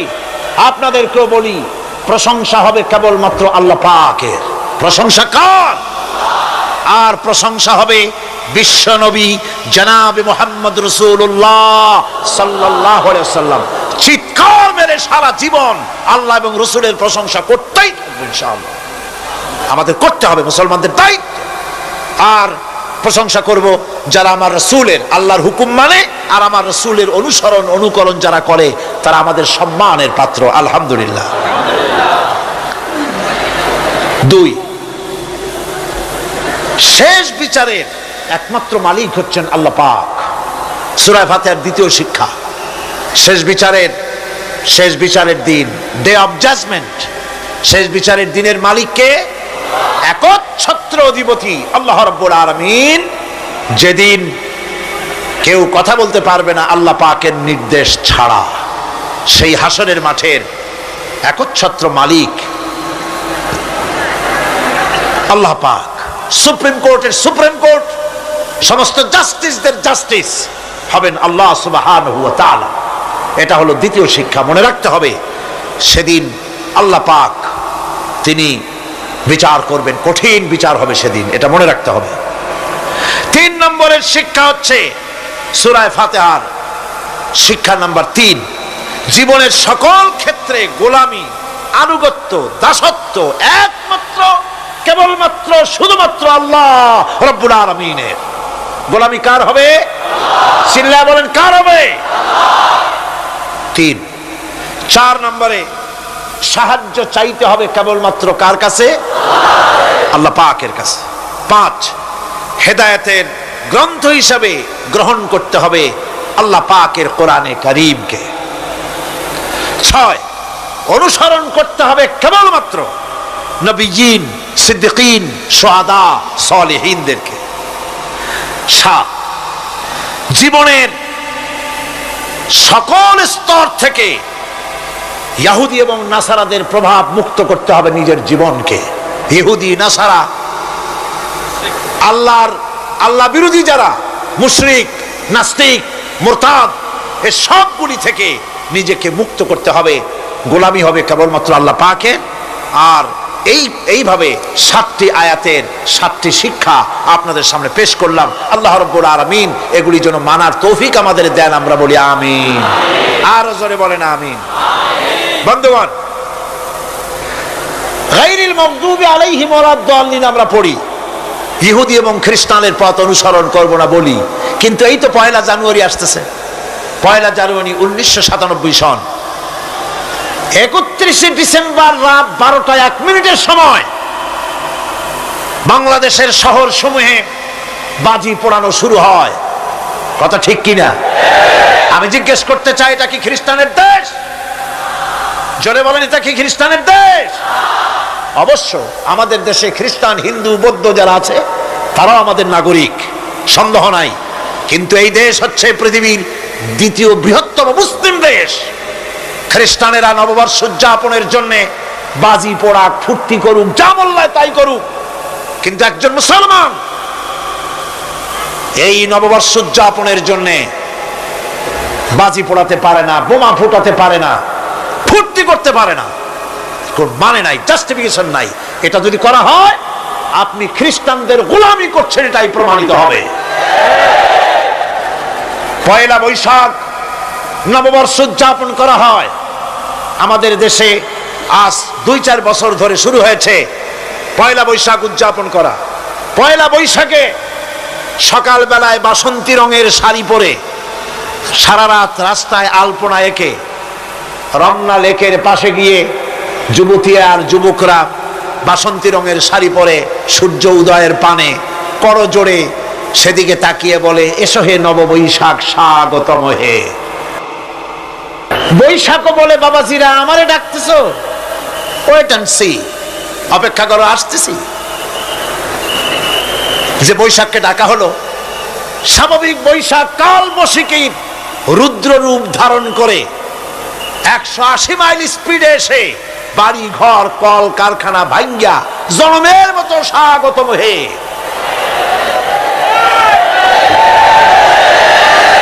এরপর রাজনৈতিক নেতৃবৃন্দ এবং বুদ্ধিজীবী, ছাত্রছাত্রী, শিক্ষক, এক শ্রেণীর শিক্ষকবৃন্দ মঙ্গল প্রদীপ জ্বালিয়ে দিনের সূচনা করেন। কুকুরের মুখোশ, গাধার মুখোশ, কুমিরের মুখোশ পরে মিছিল করেন। ঢোল আরো কি হাবিজাবি বাজাইয়া ফুর্তির চোটে শীতই পড়বে না খারাপ হয়ে থাকবে দিশা করতে পারে না। ঠিক কিনা কন?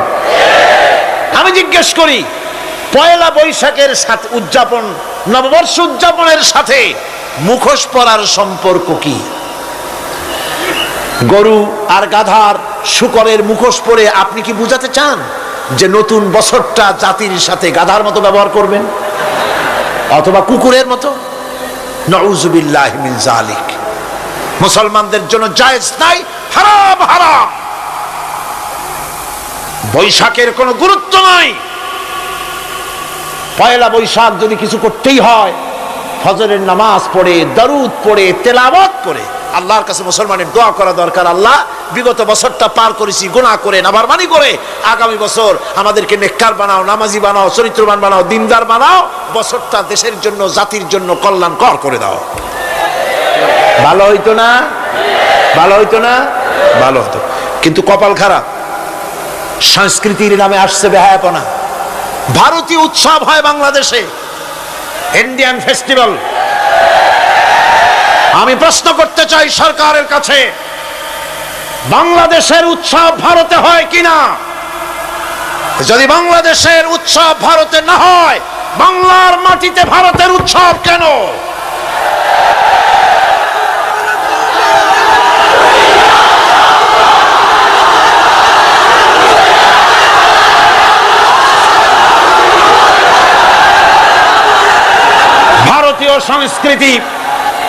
ভারতীয় সংস্কৃতি মুসলমানদের জন্য এইডসের চাইতেও মারাত্মক। ওই সংস্কৃতির সাথে আমাদের কোনো মিল নাই।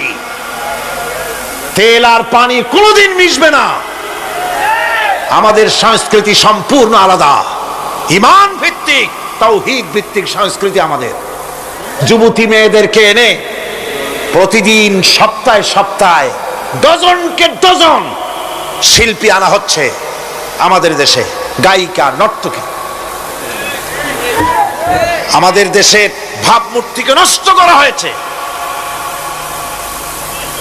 গান বাজনার দিকে উঠে পড়ে লেগে গিয়েছে জাতি আজ।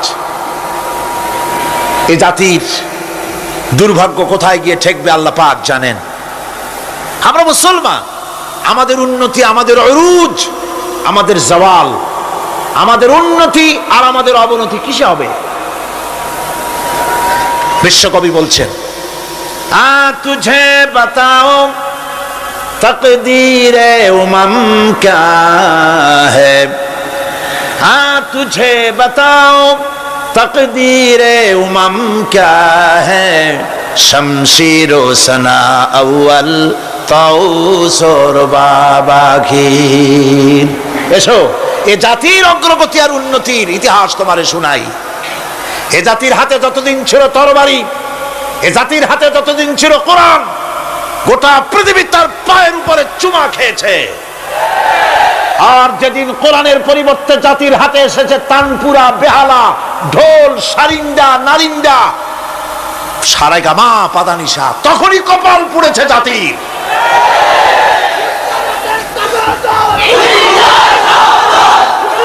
আজ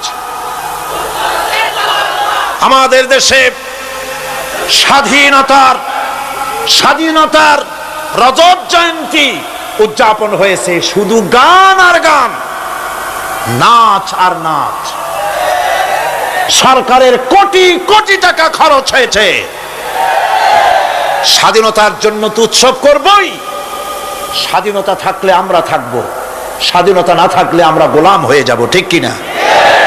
কিন্তু আমার পদ্ধতি আলাদা, আমার ইসলামের পদ্ধতি আলাদা।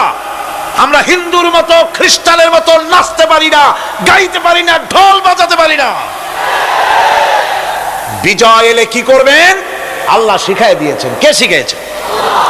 আল্লাহ রাব্বুল আলামিন বলেন, ইযা জাআ নাসরুল্লাহি ওয়াল ফাত ওয়া রাআইতান নাসা ইয়াদখুলুনা ফি দীনিল্লাহি আফওয়াজা ফাসাব্বিহ বিহামদি রাব্বিকা ওয়াস্তাগফির ইন্নাহু কানা তাওয়াবা। আল্লাহর পক্ষ থেকে যখন বিজয় আসবে, নবী, বিজয় যখন আসবে আল্লাহর পক্ষ থেকে, তখন আপনি দেখতে পাবেন আল্লাহর পক্ষ থেকে মদদ, বিজয় যখন আসবে, দলে দলে লোক ইসলামের মধ্যে প্রবেশ করবে। এই বিজয় দেখে আপনি কি করবেন? আপনার জন্য দায়িত্ব তখন ফাসাব্বিহ বিহামদি রাব্বিকা ওয়াস্তাগফির ইন্নাহু কানা তাওয়াবা। আপনি বেশি করে ইস্তেগফার করুন, বেশি করে তাসবিহ পড়ুন। রাসূল কারীম সাল্লাল্লাহু আলাইহি ওয়াসাল্লাম এই সূরা নাযিল হওয়ার পর, ইসলামের চূড়ান্ত বিজয়ের মুহূর্তে এই সূরা যখন নাযিল হলো, রাসূল কারীম সাল্লাল্লাহু আলাইহি ওয়াসাল্লাম হাদিস শরীফে এসেছে, সারাক্ষণ বেশিরভাগ পড়তেন সুবহানাকা আল্লাহুম্মা ওয়া বিহামদিকা নাস্তাগফিরুকা ওয়া নাতুবু ইলাইক। সুবহানাকা পড়েন, সুবহানাকা আল্লাহুম্মা ওয়া বিহামদিকা নাস্তাগফিরুকা ওয়া নাতুবু ইলাইক। রাসূল কারীম সাল্লাল্লাহু আলাইহি ওয়াসাল্লামকে হযরত আয়েশা সিদ্দিকা রাদিয়াল্লাহু তাআলা আনহা জিজ্ঞেস করেছেন, হুজুর আপনি এখন এই দোয়াটা এত বেশি বেশি করতেছেন কেন? হুজুর বলেছেন, এটা আমাকে পড়তে বলা হয়েছে, আমাকে ইস্তেগফার করতে বলা হয়েছে, আমাকে তাসবিহ করতে বলা হয়েছে। অর্থাৎ বিজয়ে বিনয়ী হও। স্বাধীনতা দেন আল্লাহ, টিকায় রাখার মালিকও সে আল্লাহর প্রতি রুজু হতে হবে, মাথা নত করতে হবে। ঢোল বাজায় জাতির স্বাধীনতা রক্ষা করা যাবে না। গান গেয়ে নাটক করে ভারতীয় সংস্কৃতির উলঙ্গ বেহায়া নর্তকী এনে বাংলাদেশের স্বাধীনতা রক্ষা করা যাবে না। স্বাধীনতা রক্ষা করতে পারবে ইমানদার সাহসী সরকার। ইমানদার হতে হবে, সাহসী হতে হবে।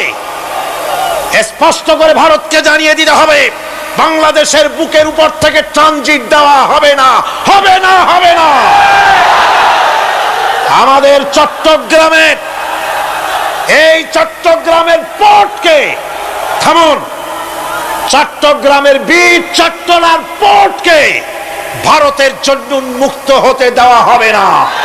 এদেশের লক্ষ লক্ষ মানুষের জীবন যেতে পারে, ভারতকে ট্রানজিট দেব না।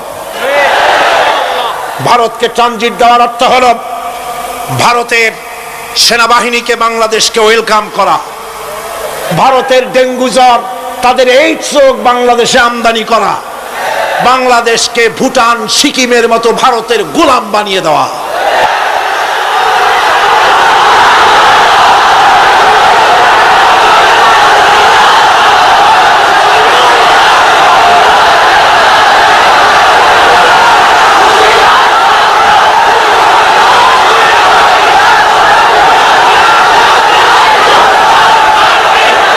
বন্ধুগণ, বন্ধুগণ, আমি বলতেছিলাম থামুন।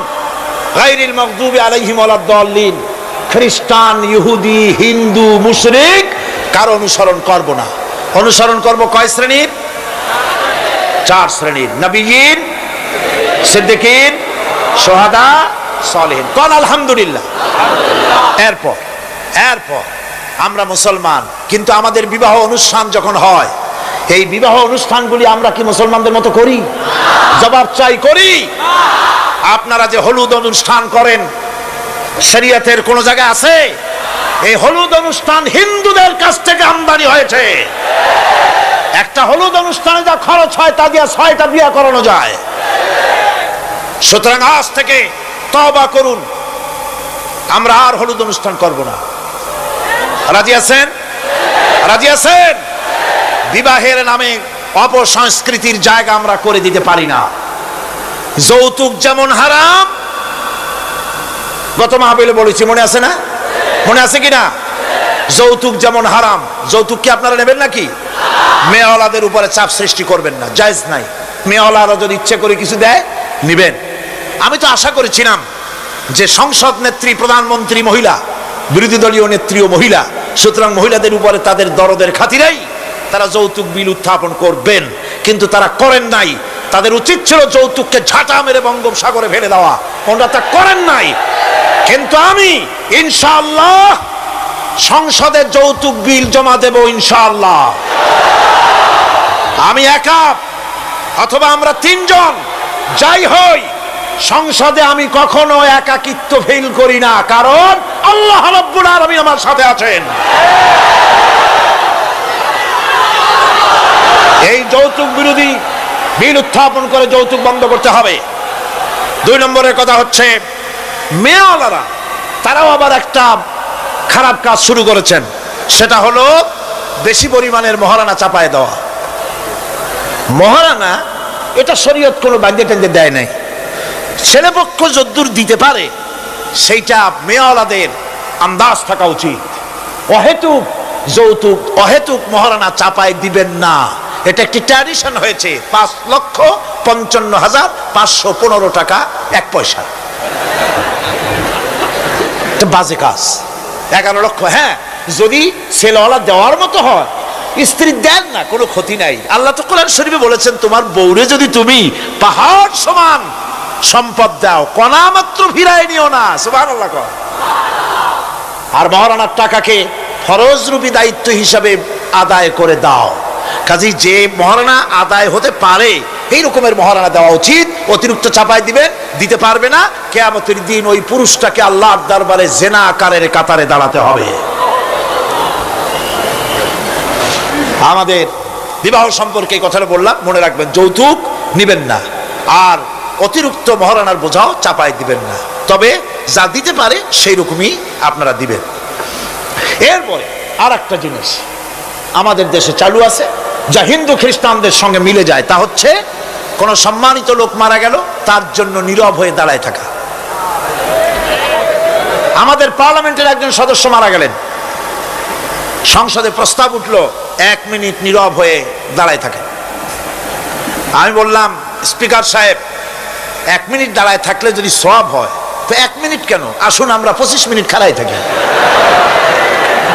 আর যদি কোনো সওয়াবই না হয়, তাহলে এই প্রহসন কেন? আমরা তো আমাদের মা বাপের কবরের কাছে গিয়া কোনোদিন ভূতের মতো খাড়াই থাকি না, সেখানে তো অবশ্যই আমরা দোয়া দুরূদ পড়ি, ঠিক কিনা? বললাম, স্পিকার সাহেব, আমার মাহফিল যদি হতো তা আমি বলতাম সূরা ফাতিহা পড়েন, ইখলাস পড়েন, দরুদ শরীফ পড়েন। এটা আপনার মাহফিল, এটার গার্ডিয়ান আপনি, এটার অভিভাবক আপনি। আপনি সকলকে বলেন সূরা ফাতিহা, সূরা ইখলাস পড়তে। মাননীয় সম্মানিত স্পিকার সাথে সাথে বললেন সকলকে, আপনারা ফাতিহা পড়েন, ইখলাস পড়েন, দরুদ শরীফ পড়েন। আলহামদুলিল্লাহ, বললেন আলহামদুলিল্লাহ। আমরা চেষ্টা করছি সংসদের ভেতরে একটা গুণগত পরিবর্তন আনার জন্য। আল্লাহ যেন তৌফিক দেন, জনগণ আমিন। ভাইরা আমার, সুতরাং এই সমস্ত হচ্ছে খ্রিস্টান ইহুদিদের কাস্টমস, তাদের ট্র্যাডিশন, এর সাথে আমাদের কোনো সম্পর্ক নাই। হিন্দুরা, খ্রিস্টানেরা কেউ মরে গেলে পরে দাঁড়ায় থাকুক, শুয়ে থাকুক, যেমনি পারে তেমনি করুক, কিন্তু আমি তো মুসলমান, আমি কি জোরে বলেন, আমরা কি? ইসলাম যা এলাউ করে না, আমরা তা করতে পারি না। এটা যেন আমাদের সকলের মনে থাকে, বন্ধুগণ। এরপরে আমি আরজ করতে চাই, আমি মোনাজাতের দিকে এগোচ্ছি। আমি বুঝতে পারছি মানুষের প্রচন্ড কষ্ট হচ্ছে, মা বোনদের, ভাইয়েদের। এরপরে যে কথাটি আমি বলতে চাই সেটা হলো, বাংলাদেশ হচ্ছে ইসলামের ঘাঁটি, ইসলামের দুর্জয় ঘাঁটি। আমাদের এই দেশে আল্লাহর দ্বীন কায়েম করতে হবে, জমিন আল্লাহর। আমি জিজ্ঞেস করতে চাই, এই লক্ষ লক্ষ জনতার কাছে জমিন কার? আমি খুশি হইতে পারলাম না। আপনারা আল্লাহর নামটা কি জোরে নিছিলেন? গায়ে যত শক্তি আছে ওই শক্তি দিয়ে আল্লাহর নামটা নিছিলেন? যদি না নিয়ে থাকেন, সবটা শক্তি নিয়ে আপনারা বলেন জমিন কার? আরো জোরে বলতে হবে, জমিন কার? আকাশ কার? বাতাস কার? এ মানব গোষ্ঠী কার? আইন চলবে কার? সুতরাং আল্লাহর আইনের উল্টা ধর্মনিরপেক্ষতাবাদ, জাতীয়তাবাদ, পুঁজিবাদ, সমাজতন্ত্র মানি না, মানি না, মানি না।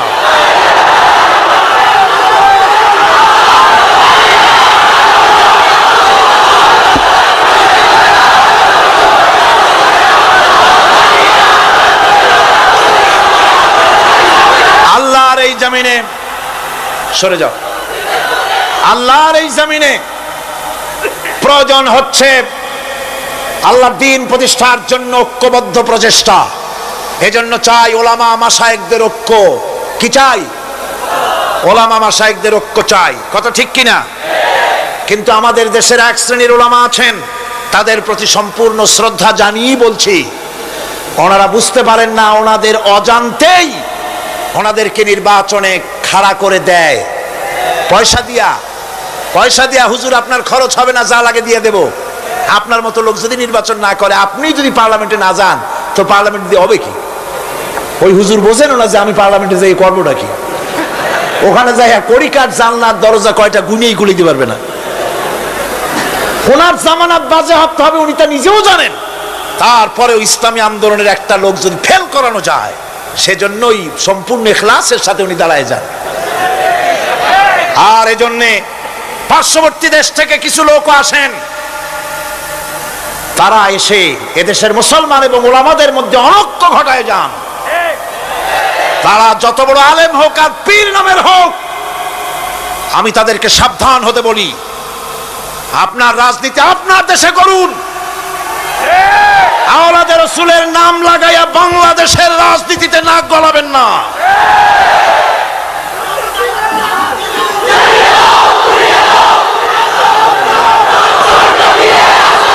ওলামাদের এক হতে হবে। আমি ওলামায়ে কেরামদের খেদমতে আরজ করি, যদি এক আমরা না হতে পারি, দ্বীন প্রতিষ্ঠা হবে না। কিয়ামতে আল্লাহর কাছে দায়ী হতে হবে। জনগণের কোনো দোষ নাই। জনগণের দোষ আছে? জনগণের দোষ আমি দেই না। বিশ্বাস করুন, যদি আল্লাহ না করুন এদেশে ইসলামী আদর্শ বাস্তবায়িত না হয়, ইসলামী স্টেট কায়েম না হয়, তাহলে কিয়ামতের দিন আলেম ওলামা পীরেরা জনগণের চাইতে সবচাইতে বড় আসামি হবে কিয়ামতে। আল্লাহ পাক এই জাতির ওলামাদের, এই জাতির রাহবারদেরকে ঐক্যবদ্ধ হওয়ার তৌফিক দান করুন। ওনারা যত ফতোয়া দেন, সমস্ত ফতোয়া ইসলামী আন্দোলনের বিরুদ্ধে। মদখোরের কাছ থেকে টাকা নিতে আপত্তি নাই, নিজের মঞ্চে জেনাকার খুনি মদখোরকে নিয়ে এক প্ল্যাটফর্মে বসে বক্তৃতা করতে আপত্তি নাই, কিন্তু ইসলামী আন্দোলনের লোককে মঞ্চে জায়গা দেয় না। সমস্ত ফতোয়া ইসলামী আন্দোলনের বিরুদ্ধে তারা দেন।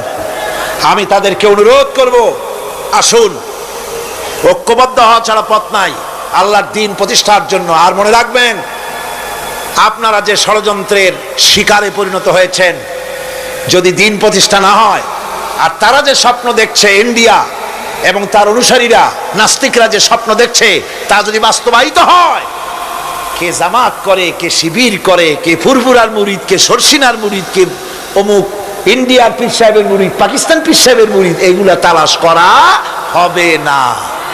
হবে? ওই যে রাশিয়া এসে ঢুকছিল কোথায়? আফগানিস্তানে। সেইখানে সব আলেম ওলামারা জঙ্গলে যাইয়া এক হইল। ওই যে একজন বলছিল যে আমি গেলাম, আমার ছেলে গেল তার মামু বাড়ি, মাইয়া গেল তার নানা বাড়ি, বউ গেল তার বাপের বাড়ি, আমি গেলাম আমার শ্বশুর বাড়ি, যাই দেখি সব এক জায়গায়। এই লোকগুলি আলেম ওলামা পীর বুজুর্গ সব গিয়া পাহাড়ের মধ্যে এক জায়গায় হয়েছে। হায় হায়, সুন্নি, কড়া সুন্নি, গোলাপি সুন্নি, ওহাবি, ঠান্ডা সুন্নি, তারপরে দেওবন্দি সব এক জায়গায়। হায় হায়, কি সর্বনাশটা করলাম! যদি ঐক্য থাকতাম তাহলে কি আলাসি আমাদের উপরে হামলা হতে পারতো, করতে পারতো? চোখের পানি ফেললো, কানলো, একে অপরকে জড়াই ধরলো। তখন অনেক সর্বনাশ হয়ে গেছে, অনেক জীবন দিতে হয়েছে এই ঐক্যের পর। তারপরে আল্লাহ মেহেরবানি করেছেন তওবা করার কারণে। কিন্তু আমাদের দেশে অনৈক্যের কারণে, আল্লাহ না করুন যদি এখানে ইসলামের দুশমন যারা, আজ তো তারা রেডিওতে বসে আছে, আজ তো তারা টিভিতে বসে আছে, আজ তো তারা নাটক তৈরি করে, আজ তারা সিনেমা তৈরি করে। गुलिस्तान के हर शाख पर उल्लू बैठे हैं, फिर अंजाम गुलिस्तान क्या होगा। ফুল বাগিচার ডালে ডালে হুতুম পেচারা বসে আছে, এ ফুল বাগানের অবস্থা কি হবে? নাস্তিক, মুরতাদ, বেঈমান সব এগুলিকে দখল করে আল্লাহর দ্বীনকে বুড়ো আঙ্গুল দেখাবার প্রচেষ্টা চালাচ্ছে। যদি তাদের স্বপ্ন কামিয়াব হয়, তাহলে মনে রাখবেন ওই কাবলির মতো, যে কাবলি এসে দেখছিল যে বাঙালি ছেলে, বাংলাদেশি ছেলে, সে জাম খেতেছে, জিজ্ঞেস করছে তুম সব क्या खाया करते हो? বলছে हम सब जाम खाया करते हैं। काबली बोलছে हम खा सकते हैं, तो क्यों नहीं, जरूर तशरीफ लाइए दरख्त पर और मजे से खाइए। আসেন গাছে ওঠেন, জমের খাওয়া খান। কাবলি উঠছে, এখন ও তো আর বোঝে না যে কোনটা ভালো লাগবে।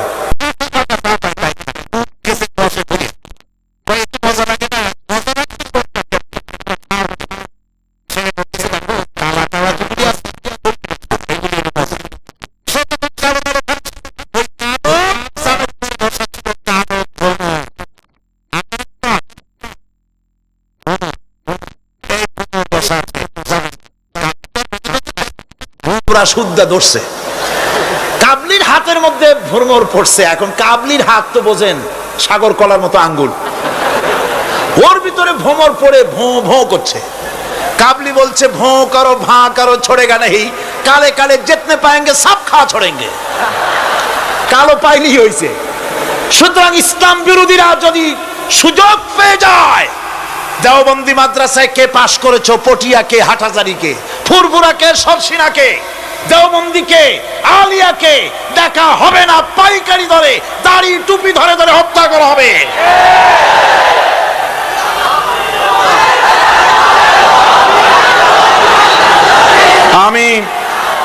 আমি অত্যন্ত বিনীতভাবে চট্টগ্রামের তাফসিরের কোরআন মাহফিলের পক্ষ থেকে গোটা দেশবাসীকে আহ্বান জানাই, আলেম ওলামাদের প্রতি বলি, আপনাদের পায়ে ধরি, ওলামা হযরত, পীর সাহেব কেবলারা, আপনাদের পায়ে ধরি, আল্লাহর রাস্তে ঐক্যবদ্ধ হন, ইসলামী আন্দোলনের বিরুদ্ধে ফতোয়া দিবেন না। এটি আত্মঘাতী কাজ। নিজেদের সর্বনাশ নিজেরা করছেন, নিজেদের পায়ে নিজেরা কুড়াল মারতেছেন। এরপরে আমি যুবকদের জন্য বলবো, যুবকরা তোমরা যারা মাহফিলে এসেছো, মাহফিলে যুবকরাই বেশি আসে আলহামদুলিল্লাহ। এই জন্য মাহফিলে লোক ঠেকাবার জন্য কত যে চেষ্টা, তাদের চেষ্টার কোনো অবধি নাই। এই আমার বিরুদ্ধে 1989-90 দুইটা বছর যা জ্বালানো হয়েছে, যেখানে যাই, আমি যাওয়ার আগেই হযরত হরতাল শরীফ আইসা হাজির, 144 ধারা হাজির। তো মাবুদের মেহেরবানি, জনগণ কোরআনের পাগল, বাংলাদেশের জনগণ যেখানে 144 দিয়েছে সরকার, জনগণ সেখানে 288 বানায় দিছে। এক পত্রিকায় দেখলাম সেখানে লিখেছে হরতালও সফল, তাফসিরও সফল। তা আবার কেমনে? তারপরে দেখলাম উনি নিজেই লিখছেন, তিনি আবার এখনকার সরকারের একজন মন্ত্রীও, প্রতিমন্ত্রী। তিনি লিখছেন সেখানে যে সাইদি যেখানে যায় হরতালের ডাক দেওয়া হয়। তো হরতালের ডাক দেওয়া হলো পরে স্কুল বন্ধ, কলেজ বন্ধ, মাদ্রাসা বন্ধ, দোকানপাট বন্ধ, কারখানা বন্ধ। সন্ধ্যার দিকে কারো কোনো কাজ নাই, সব তাফসিরে হাজির। তো দুটোই সফল হলো। কোরআনের পাগল থেকে, কোরআনের পাগলদেরকে কোরআন থেকে বঞ্চিত করা, দূরে রাখা ওদের সবচাইতে বড় ভয়। বুড়ারা ওরাই যাবে মাহফিলে, যুবকরা যায় কেন? ওদের চিন্তা যে আমাদের পুকুরের জিয়ানো মাছগুলি সব তো নিয়ে গেল, ঠেকাইতে পারবে না। এই যুবকদের শরীরের ভিতরে রক্ত কার? না না, আল্লাহর রক্ত না, আন্দাজে কথা কইেন না। এই যুবকদের মধ্যে রক্ত হিন্দুর রক্ত নাই, সূর্য সেনের এক ফোঁটা রক্ত নাই, রবীন্দ্রনাথের রক্ত নাই। এ কোটি কোটি মুসলমান যুবকের ভেতরে রয়েছে শাহ মখদুম, শাহ আমানতের রক্ত, হাজী শরিয়তুল্লাহর রক্ত রয়েছে, হাজী নিসারউদ্দিনের রক্ত, তিতুমীরের রক্ত রয়েছে। সুতরাং এই মুসলমান যুবকদেরকে ইসলামের রাস্তা থেকে সরিয়ে দেওয়া যাবে না। যুবকদের বলি, আল্লাহর দ্বীন কায়েমের জন্য ঐক্যবদ্ধ হতে হবে। বাংলাদেশ আল্লাহর জমিন, কোরআনের আইন এখানে প্রতিষ্ঠার জন্য যুবকদের বলি, ইসলাম শেখো, কোরআন শেখো, চরিত্র বানাও। when character is lost everything is lost। চরিত্রী যখন হারাবে তখন তোমার কাছে হারাবার মতো আর কোনো জিনিস বাকি থাকবে না। চরিত্রকে বলবৎ রাখবে। চরিত্র হলো সবচাইতে মানুষ হওয়ার জন্য চরিত্র শ্রেষ্ঠ জিনিস। এই চরিত্রকে তোমরা হেফাজত করবে, 5 ওয়াক্ত নামাজ পড়বে, ওয়াকুনু মা'আস সাদিকিন, সত্যবাদীদের সাথে থাকবে। যারা ইসলামের আন্দোলন করে তাদের সাথী হও, তাদের কর্মী হও। আল্লাহ রাব্বুল আলামিন তোমাদেরকে যুগের খালিদ বিন ওলীদ আল্লাহ বানায় দিবেন। আমি তো বিশ্বাস করি এই যুবকদের হাতে ইসলামের পতাকা উড়বে বাংলাদেশে ইনশাআল্লাহ।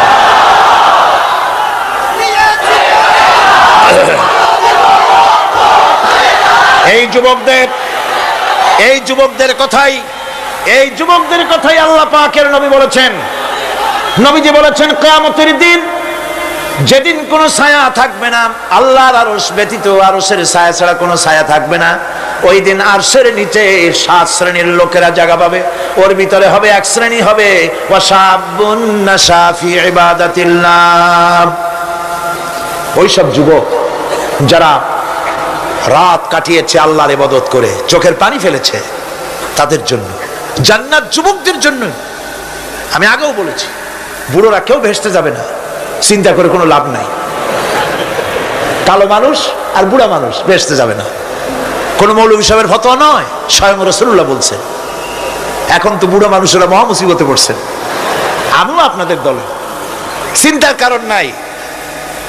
রাসূলুল্লাহ বলেছেন, বুড়া কালো মানুষ কান্দো না, কান্দার কোনো দরকার নাই। তুমি যখন ভেস্তে যাবে তুমি বুড়া থাকবে না, আল্লাহ জওয়ান বানাই দিবেন। কালো মানুষ কালো থাকবে না, জান্নাতে যাওয়ার সময় আল্লাহ পাক পূর্ণিমার চাঁদের চাইতেও সুন্দর বানাই দিবেন। সুতরাং যুবকেরা, বেহেশত তোমাদের জন্য, এই বেহেশতের জন্য তৈরি হও, জান্নাতে যাওয়ার জন্য তৈরি হও। এই দুনিয়ার নারী বাড়ি গাড়ি তুচ্ছ আল্লাহর জান্নাতের সামনে। সাহাবায়ে কেরাম জীবন দিয়েছেন জান্নাতের আশায়। সেই জান্নাতের আশা, জাহান্নামের ভয় আর জান্নাতে যাওয়ার লোভ প্রত্যেকটি যুবকের রক্তের ফোঁটায় ফোঁটায় আল্লাহ ঢুকায় দিক। যুবতী মেয়েদেরকে বলবো, ছাত্রী যারা এসেছেন মহিলাদের মধ্যে, এদেশে ইসলামী ছাত্রী সংস্থা নামে একটি সংস্থা আছে, মেয়েদেরকে দ্বীন শিখায় তারা। যেখানে মেয়েরা তাদের সতীত্ব বজায় রাখতে পারে না, দ্বীন শিখতে পারে না, সেখানে কলেজে, বিশ্ববিদ্যালয়, হাই স্কুলে ইসলামী ছাত্রী সংস্থা একটা নিয়ামত। জোরে কোন আলহামদুলিল্লাহ। সব ভাইদেরকে আর মায়েদেরকে বলবো, আপনারা আপনাদের মেয়েদেরকে ছাত্রী সংস্থার সাথে দ্বীন শেখার জন্য, ঈমান শেখার জন্য, চরিত্র শেখার জন্য আপনি তাকে দিয়ে দেন। 1 বছর 6 মাস পরে ওই মেয়েকে দেখলে আপনার চোখ ঠান্ডা হয়ে যাবে। আলহামদুলিল্লাহ, দিনদার হবে, নামাজি হবে, পরেশগার।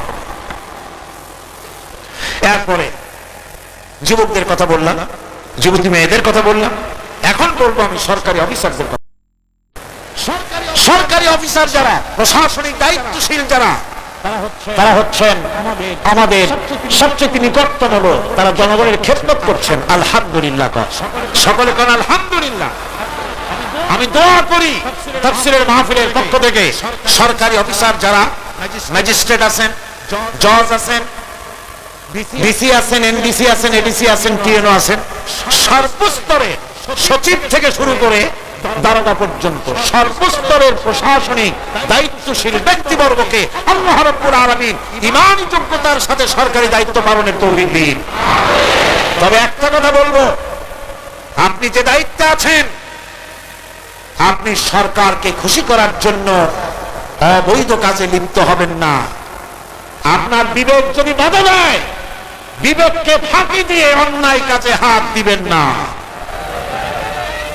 এক শ্রেণীর লোক আছে, যে সরকার আছে সেই সরকার কি বলে, আপনার জন্য আমরা তো অপেক্ষা করতেছিলাম।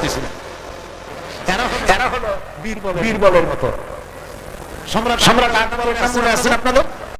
তার কত রত্ন ছিল দেখছেন? কেউ কয় 5 রত্ন, কেউ কয় 6 রত্ন। ইতিহাস ভুলবেন না, ইতিহাস মনে রেখে। নবরত্নের এক রত্ন ছিল, নাম হলো বীরবল।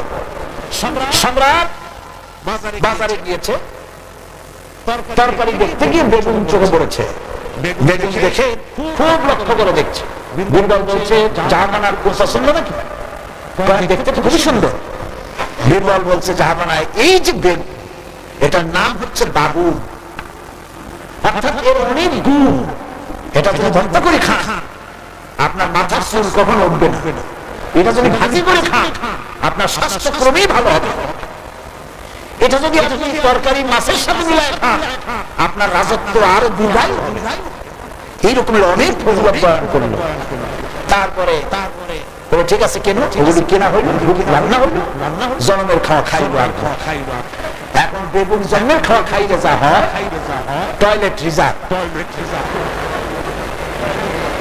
মেজাজ খারাপ সম্রাটের। বীরবল এসে দেখে মেজাজ স্ট্রং হয়ে আছে। বাচ্চা জাহাপানা কি হয়েছে? আরে বেটা, তুমি কি তরকারি ফজিলত বয়ান করলে, আমার তো পেটের ব্যথায় অস্থির। কয় হুজুর, এই একটা তরকারি নাকি, ওটার নাম তো বেগুন, ওর কোনো গুণই নাই। এটা খাইলে পরে কাঠাউস হয়, পাতলা হয়, একজিমা হয়, ব্রঙ্কাইটিস হয়, নিউমোনিয়া হয়। এটা খাইলে পরে কত লোক মারা গেছে কলেরা বসন্ত হইয়া। এটা তো তরকারি? আকবর কয়, সর্বনাশ, আমার তো পেটের কথা সারি গেছে তোমার এই বক্তৃতা শুনে। বলে কিরকম? কালকে বেগুনের এত ফজিলত বর্ণনা করলে, আর আজকে বেগুনের এত কুচ্ছা বলছো তুমি, একই মুখে দুই রকম। বীরবল বলছে, জাহাপানা কিছু মনে নেবেন না, আমি তো বেগুনের চাকরি করি না, আমি তো জাহাপানার চাকরি করি। কালকে আপনি বলেছেন বেগুন দেখতে সুন্দর, আমার পক্ষে যদ্দূর সুন্দর ফজিলত বয়ান করেছি। আজকে আপনি বলছেন বেগুন খারাপ, আর আমি কি খারাপ খারাপরে ভালো করে আমার কল্যাণে হারাবো নাকি? আমার দেশের সচিব থেকে শুরু করে সর্বস্তরের অফিসাররা বলবো, সরকারকে ক্ষতি করার জন্য ইসলামের বিরুদ্ধে পদক্ষেপ নেবেন না, ইসলামের পক্ষে থাকুন। এই কথা কখনো বলে যাবেন না। আল্লাহ রাব্বুল আলামিন আপনাদেরকে সিংহের মতো, আপনাদেরকে ব্যাঘ্রের মতো ইমানি মজবুতির সঙ্গে ইমানের দায়িত্বের সাথে সরকারি দায়িত্ব পালনের তৌফিক আমার আল্লাহ যেন দান করে, দোয়া করি। এরপরে বলবো আমার মা বোনদের কথা, যারা কষ্ট করে এসেছেন। আমরা মুনাজাতের দিকে ক্রমে এগিয়ে যাচ্ছি, বক্তব্য শেষ পর্যায়ে এসেছি। মা বোন, আমাদের বোনেরা, আমাদের মায়েরা আমাদের কাছে সবচেয়ে সম্মানের পাত্রী। কোন আলহামদুলিল্লাহ। আজকে বললেন কেন? সকালবেলা এখানে মহিলা অনুষ্ঠান হয়েছিল, হাজার হাজার মা বোনেরা এসেছিলেন। একজনের প্রশ্ন করলেন যে স্বামীর পায়ের তলে নাকি স্ত্রীর জান্নাত। আমি বলেছি একটা বাজে কথা, মিথ্যে কথা। স্বামীর পায়ের তলে রাসূলুল্লাহ এরকম কথা কখনো বলেন না, বরং হুজুর বলেছেন মায়ের পায়ের তলে সন্তানের জান্নাত। আলহামদুলিল্লাহ। আমি আগেও বলেছি, আমরা পুরুষ, আমাদের পায়ের তলে জুতা, আর আপনারা পর্দার আড়ালে আমাদের বোনেরা মায়েরা, আপনাদের পায়ের তলে আল্লাহর জান্নাত। আর আপনারা খাদিজার উত্তরসূরি, আপনারা ফাতিমার উত্তরসূরি, আপনারা হযরত আয়েশার উত্তরসূরি। আপনাদের সতীত্বকে বিনষ্ট করার জন্য এক শ্রেণীর বুদ্ধিজীবীরা আপনাদেরকে ময়দানে নামাতে চায়। ইসলাম আপনাদেরকে অধিকার দিয়েছে, এত বড় অধিকার কেউ দেয়নি। আমি সবসময় বলি, মায়েরা, বোনেরা, আমার দেশের মুসলিম মহিলারা যদি জানতেন ইসলাম তাদেরকে কি মর্যাদা দিয়েছে, এটা যদি তারা জানতেন, তাহলে ইসলামের দেওয়া অধিকারটা পাওয়ার জন্য তারা রাস্তায় নেমে মিছিল করতেন যে আসলে ইসলাম আমাদের যে মর্যাদা দিয়েছে সেইটা ফিরায় দাও, আর কিচ্ছু চাই না, ওইটাই ফেরত দাও। মা বোনেরা, ইসলাম প্রতিষ্ঠিত হলে পরে বাংলাদেশে যদি ইসলাম কায়েম হয়, আপনাদের চাকরি, শিক্ষা, ব্যবসা, আপনাদের সবটা ইসলাম সংরক্ষণ করবে। অর্ধেক জনশক্তি নারী, আপনাদেরকে অবহেলা কেউ করতে পারবে না। রাসূলুল্লাহ করেন নাই, আল্লাহ করেন নাই। রাসূলের মসজিদে আল্লাহর নবী নিজে মহিলাদের জন্য জায়গা করে দিয়েছেন। আজও মসজিদে নববীতে বাবুন নিসা, মহিলাদের জন্য আলাদা দরজা রিজার্ভ রয়েছে। আলহামদুলিল্লাহ, আলহামদুলিল্লাহ। আমার মা বোনেরা, রাসূলুল্লাহ সাল্লাল্লাহু আলাইহি ওয়াসাল্লামের সব ছেলেরা ছেলে মারা গেলেন, বেঁচে ছিলেন সব মেয়েরা। এমন একটা হাদিস খুঁজে পাওয়া যাবে না যে আল্লাহর নবী দোয়া করে বলেছিলেন, আল্লাহ ছেলে মরে গেল, আমার একটা ছেলে না। মেয়েতেই সন্তুষ্ট ছিলেন। কোন আলহামদুলিল্লাহ। আমার হুজুর বলেছেন বিদেশে যাবে, বাজারে যাবে, কিছু না কিছু উপহার সামগ্রী বাড়ি কিনে নিয়ে যাও, আর ঘরের মধ্যে ঢুকে প্রথমেই দিবে মেয়েকে দিয়ে দেওয়া শুরু করবে। সুবহানাল্লাহ বলতে পারবেন না? প্রথমে কারে দিবা? মনে রাখবেন আপনারাও, প্রথমে মেয়েকে দিবেন, প্রথমে মেয়েকে দিবেন, মেয়েকে যত্ন করবেন। অনেক কতগুলো পুরুষ আছে বারবার মেয়ে হয় দেখে মুখটা কালো হয়ে যায়, বউকে তালাক পর্যন্ত দেয়। এগুলি যায়। মেয়ে নিয়ামত, মেয়ে কি নিয়ামত। মেয়েদেরকে সম্মান করুন, মেয়ে জাতিকে সম্মান করুন। পত্র পত্রিকায় দেখি স্কুল যখন ছুটি হবে, girls school, girls high school, girls college ছুটি হবে যখন বা ক্লাস শুরু হবে যখন, রাস্তার পাশে এক শ্রেণীর বখাটে ছেলেরা গিয়ে দাঁড়ায় থাকে, শীষ দেয়, বাজে কথা বলে। আশ্চর্য কথা, তুমি কি তোমার এক মায়ের পেটে আসনি? তোমার মা নাই, তোমার বোন নাই, তুমি অন্য মেয়েদের দিকে তাকায়া তাকে উত্ত্যক্ত করো, তোমার লজ্জা করে না? ইসলামী গভর্নমেন্ট যদি আসে, কারো বাবার ক্ষমতা নাই মেয়ে লোকের দিকে চোখ তুলে অন্যায় ভাবে তাকায়। আজ এসিড মারে, কোনো শাস্তি হয় না। ইসলামী গভর্নমেন্ট আসতে পরে এসিড মারা তো দূরের কথা, শীষ কেউ দিতে পারবে না, উত্ত্যক্ত করতে পারবে না। মা বোনেরা, আপনাদের অস্তিত্বের জন্য, আপনাদের সতীত্বের জন্য, আপনাদের অধিকার প্রতিষ্ঠার জন্য ইসলামের চাইতে গ্যারান্টি আর কোথাও নাই। সবটা গ্যারান্টি কোথায় আছে? ইসলাম। সুতরাং সমস্ত পুরুষদের বলবো, নারী জাতিকে সম্মান করার জন্য। নারী জাতিকে আল্লাহ পাক সম্মান দিয়েছেন, রাসূল করিম সাল্লাল্লাহু আলাইহি ওয়াসাল্লাম সম্মান দিয়েছেন। আল্লাহর নবী বলেছেন, নবীজির কাছে প্রশ্ন হয়েছে, খেদমত করব কার? হুজুর বলেন তোমার মায়ের। তারপরে কার? তোমার মায়ের। তারপরে কার? তোমার মায়ের।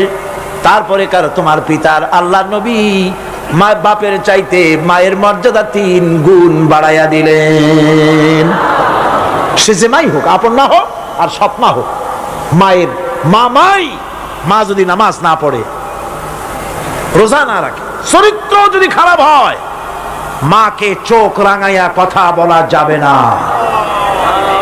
সুবহানাল্লাহ কোন? চোখ রাঙায় কথা বলা যাবে না, ধমক দেওয়া যাবে না, সেনসিটিভ পয়েন্ট। বুখারী শরীফের হাদিস, মা বাপ খুশি, আল্লাহ খুশি। মা বাপ নারাজ, আল্লাহ নারাজ। মা বাপকে অসন্তুষ্ট করে বেহেশতে যেতে পারবেন না। মা বাপকে খুশি করেন, মাকে সম্মান করুন, মহব্বত করুন। আল্লাহ শিখাই দিয়েছেন। মা বাপ এমন সেনসিটিভ পয়েন্ট যে ব্যবহারটা আল্লাহ শিখাইছেন। কে শিখাইছেন? আল্লাহ রাব্বুল আলামিন বলেন, ওয়াকুল লাহুমা কাওলান কারীমা। মা বাবার সঙ্গে সম্মানজনক কথা বলো, খবরদার বেয়াদবি করবে না। আর মা বাপের জন্য, তাদের জন্য আমি আল্লাহ রাব্বুল আলামিনের কাছে দোয়া করো, রব্বিরহামহুমা কামা রাব্বায়ানি সাগীরা। পড়েন সবাই, রব্বিরহামহুমা কামা রাব্বায়ানি সাগীরা। আল্লাহ রাব্বুল আলামিন শিখাই দিলেন, বান্দারে তোর মা বাপের জন্য আমার কাছে দোয়া কর, আয় আল্লাহ আমার মা বাপ যেমন ছোট্টবেলায় আমাকে স্নেহের কোলে লালন পালন করেছে, মাবুদ গো আমার মা বাপকে তোমার রহমতের কোলে লালন পালন করো। আল্লাহ শিখাই দিচ্ছে। হাদিস শরীফে এসেছে, হুজুর বসে আছেন মসজিদে নববীতে, সাহাবায়ে কেরাম বসা। এক বৃদ্ধা মহিলা প্রবেশ করেছেন মসজিদে, হুজুর তাকে দেখে দাঁড়ায় গেলেন। মহিলা আসার পর নবীজি নিজের গায়ের চাদর বিছিয়ে দিলেন। মহিলা চলে যাওয়ার পর সাহাবায়ে কেরাম জিজ্ঞেস করলেন, হুজুর একজন সাধারণ মেয়ে লোকের জন্য হুজুর নিজের চাদর বিছাইলেন, বুঝলাম না ফজিলত কি, চিনলাম না মেয়ে লোকটাকে। হুজুর বলেন, সাহাবীরা চাদর তো ভালো, হক তো আদায় করতে পারি নাই, চিনতে পারো নাই, তোমরা বুঝতে পারো নাই। আমি দুনিয়া আসার পর আমার মায়ের দুধ আমার কিসমতে তেমন হয় নাই, আমি আমার মায়ের যত্ন তেমন পাই নাই, স্নেহ আদর তেমন পাই নাই। যার বুকের দুধ খাইয়া, যার কোলে কাখে চড়ে আমি বড় হয়েছি, ইনি আমার সেই দুধ মা হযরতে হালিমাতুস সাদিয়া। বন্ধুরা, মা যদি বেঁচে থাকে, রাত্রে বাড়ি গিয়ে পায়ে ধরুন, বলেন মা অন্যায় করেছি, জীবনে বহু বেয়াদবি করেছি, আমারে মাফ করে দাও। বিশ্বাস করুন, মা বাপের যদি খেদমত করেন, মা বাপ যদি রাজি থাকে, রিস্কে, খাদ্যে, টাকায়, ইজ্জতে জীবনেও কষ্ট হবে না। মা বাপের খেদমত করুন, মা বাপকে ভালোবাসুন, শ্রদ্ধা করুন। আমার মায়ের, আমার বোনের, আপনারা যারা আসছেন, আপনারা আমাদের সম্মানের পাত্রী। ইসলাম আপনাদের কত অধিকার দিয়েছে প্রতি বছর বলেছি, আজ আর লম্বা কথা বলতে চাই না, শুধু বলি পর্দায় থাকুন, পর্দায় থাকুন, আপনার সম্মান আপনি রক্ষা করুন, পর্দায় চলাফেরা করুন, সন্তানদেরকে মানুষ করুন, তাদেরকে ইসলামী রাস্তায় চালান। মা বোনদের ব্যাপারে এই আরজ করছি, ঘরে ঘরে ইসলামের দুর্গ বানান, আপনার সন্তানদেরকে ইসলামের রাস্তায় আনেন, স্বামীকে নামাজি বানান, চরিত্রবান বানান, দিনদার বানান। এরপরে সব শেষে দেশের আইনজীবী, সাহিত্যিক, বুদ্ধিজীবী, সাংবাদিক, তাদের ব্যাপারে বলতে চাই, আপনারা জাতির বিবেক, আপনারা জাতির জন্য অনেক কিছু করতে পারেন। সাহিত্যিকরা, কবিরা, বুদ্ধিজীবীরা, সাংবাদিকরা অনেক অবদান রাখতে পারেন। আপনার একটা বেকায়দার খবর দেশের মধ্যে চাঞ্চল্যের সৃষ্টি করে দিতে পারে, আবার একটা ভালো খবর দেশের মধ্যে আমন আমান পয়দা করে দিতে পারে। ঠিক কিনা? ঠিক কিনা? সুতরাং সাংবাদিক বৃন্দ, আপনারা সম্মানের পাত্র, আপনারা নিজেদের সম্মানকে রক্ষা করে চলবেন। হলুদ সাংবাদিকতার পেছনে দৌড়াবেন না। প্রত্যেকটি কথা এবং কাজের জন্য আল্লাহর কাছে জবাবদিহি করতে হবে, এ কথা যেন সাংবাদিকদের মনে থাকে। আল্লাহকে ভয় করুন, আল্লাহকে ভয় করুন, আল্লাহকে ভয় করে সাংবাদিকতার মহান পেশায় নিয়োজিত থাকুন। হক কথা লিখবেন, জীবনের বিনিময় হক কথা বলবেনই। অন্যায়কে প্রশ্রয় দিবেন না, সত্যকে ঢেকে রাখবেন না, তাহলে কিয়ামতে আল্লাহর কাছে জবাবদিহি করতে হবে। আইনজীবী, বুদ্ধিজীবী, সম্মানের পাত্র আপনারা, আপনারা দেশের জন্য, জাতির জন্য কল্যাণজনক কিছু রেখে যাওয়ার জন্য চেষ্টা করুন। সব শেষ কথা, সেটা হলো এই পৃথিবীর কাছে আমরা অনেক ঋণী, এই পৃথিবীর কাছেও আমরা অনেক ঋণী। এই পৃথিবীতে, পৃথিবীর ফল খাই, ভাত খাই, মাছ খাই, পনির খাই, তরকারি খাই, দুধ খাই, গোশ খাই, এই পৃথিবী থেকে উৎপাদিত। সুতরাং এই পৃথিবীর কাছেও আমরা ঋণী আছি। মূল ঋণী তো আল্লাহর কাছে। মূল ঋণী কার কাছে? আল্লাহ পাকের কাছে। তবে পৃথিবীর কাছেও একটু ঋণী আমরা আছি, সেই ঋণ পরিশোধ করতে হবে। সেই ঋণটা কিভাবে পরিশোধ করবেন? সেই ঋণটা পরিশোধের একটাই পথ, আপনার চাইতে আপনি একজন ভালো নাগরিক আপনার সন্তানদের মধ্য থেকে তৈরি করে যান। একজন দিনদার, ইমানদার মুসলমান সন্তান, সন্ততি, ছেলে মেয়ে তৈরি করে যান, তাদেরকে দিনদার বানান, নামাজি বানান, চরিত্রবান বানান। আল্লাহ পাক যেন সকলকে তৌফিক দেন। শেষে একটা ওয়াদা করতে চাই, আপনাদের কাছে একটা দাবি করতে চাই। আমার দাবি তো আপনারা মনে হয় ফেলবেন না, ফেলবেন নাকি? আপনাদের জানা আছে অযৌক্তিক দাবি আমি করব না। সে দাবিটা হচ্ছে, বহুত মুসলমান আছে শবে বরাতে সারা রাত জাগে, কিন্তু ফজরের নামাজ পড়ে না। আছে কিনা? আজকের মাহফিলে দোয়া কবুল হবে আশা করে অনেক বেনামাজিও আসছেন, নামাজ পড়েন না। 5 ওয়াক্ত নামাজকে সঠিকভাবে পড়তে হবে, রাজি আছেন? নামাজের ব্যাপারে গত বছর প্রায় 2 ঘন্টা ওয়াজ করেছিলাম, মনে আছে না? মনে না থাকলে ক্যাসেট আবার কিনে নেবেন, আবার কিনবেন, আবার শুনবেন। যেহেতু আমি কথা নিজের থেকে বলি না, কোরআনে কারীম থেকে বলার চেষ্টা করি। আমি আজকে ওয়াদা চাই, মুনাজাতের আগে জীবনে কোনোদিন ফরজ নামাজ, ফরজ রোজা, শরীয়তের ওজর ছাড়া ছাড়বো না। ওয়াদা করতে পারবেন? 2 হাত উঁচু করেন। মা বোনেরা আপনারাও আপনাদের পর্দার ভিতরে হাত উঁচু করে বলেন, ইয়া আল্লাহ। সকলে বলতে হবে, ইয়া আল্লাহ, তোমার নামে কসম করছি, যতদিন আমার মাথার কাছে মালাকুল মউত না আসতেছে, ততদিন পর্যন্ত ফরজ নামাজ, ফরজ রোজা, শরীয়তের ওজর ছাড়া ছেড়ে দেব না। ইয়া আল্লাহ, আমার এই শপথ মৃত্যু পর্যন্ত পালন করার তৌফিক আমাকে দান করো। আমিন ইয়া রাব্বাল আলামিন। দাঁড়ানো ভাইরা বসে মুনাজাতে শরীক হই। আল্লাহুম্মা আমিন। রব্বানা যালামনা আনফুসানা ওয়া ইন লাম তাগফির লানা وترحمنا لنكونن من الخاسرين ربنا ظلمنا أنفسنا وإن لم تغفر لنا وترحمنا لنكونن من الخاسرين পড়েন সবাই আমার সাথে ربنا ظلمنا أنفسنا وإن لم تغفر لنا وترحمنا لنكونن من الخاسرين আয় আল্লাহ তাআলা 5 দিন ধরে কোরআনে কারীমের তাফসীরের মাহফিলে আমরা আলোচনা করেছি, দরুদ ও সালাম পড়েছি, জিকির আজকার করেছি, তেলাওয়াত করেছি। আয় আল্লাহ তাআলা, আমি মানুষ, আমার বলার মধ্যে অনেক ভুল হয়ে যেতে পারে। আমার বলার ভিতরে যদি কোনো ভুল হয়ে থাকে আল্লাহ, ভুলগুলি তোমার বান্দাদের স্মৃতি থেকে মিটাইয়া দাও। যেগুলি হক বলেছি বোঝার, সেই হকগুলির জন্য পূর্ণ সওয়াব দান করে দাও। রব্বুল আলামিন, কদিনের আলোচনায় তুমি খুশি হয়ে যে সওয়াবটুকুন দিয়েছো, আয় আল্লাহ সওয়াবটুকুন জনাবে মুহাম্মাদুর রাসূলুল্লাহ সাল্লাল্লাহু আলাইহি ওয়াসাল্লামের রূহ মুবারকে পৌঁছায়া দাও। রব্বুল আলামিন, হযরতে আদম আলাইহিস সালাম থেকে নিয়ে আজ পর্যন্ত রাসূল করিম সাল্লাল্লাহু আলাইহি ওয়াসাল্লাম পর্যন্ত যত পয়গম্বর দুনিয়া থেকে বিদায় হয়ে গেছেন, আল্লাহ তাদের আরওয়ায়ে পাকের পরে হাদিয়া পৌঁছায় দাও। সাহাবায়ে কেরাম, তাবিঈন, তাবে তাবিঈন, তাদের পবিত্র রূহের পরে সওয়াব পৌঁছায় দাও। আজওয়াজে মুতাহারাত, তাদের পবিত্র রূহের পরে সওয়াব পৌঁছায় দাও।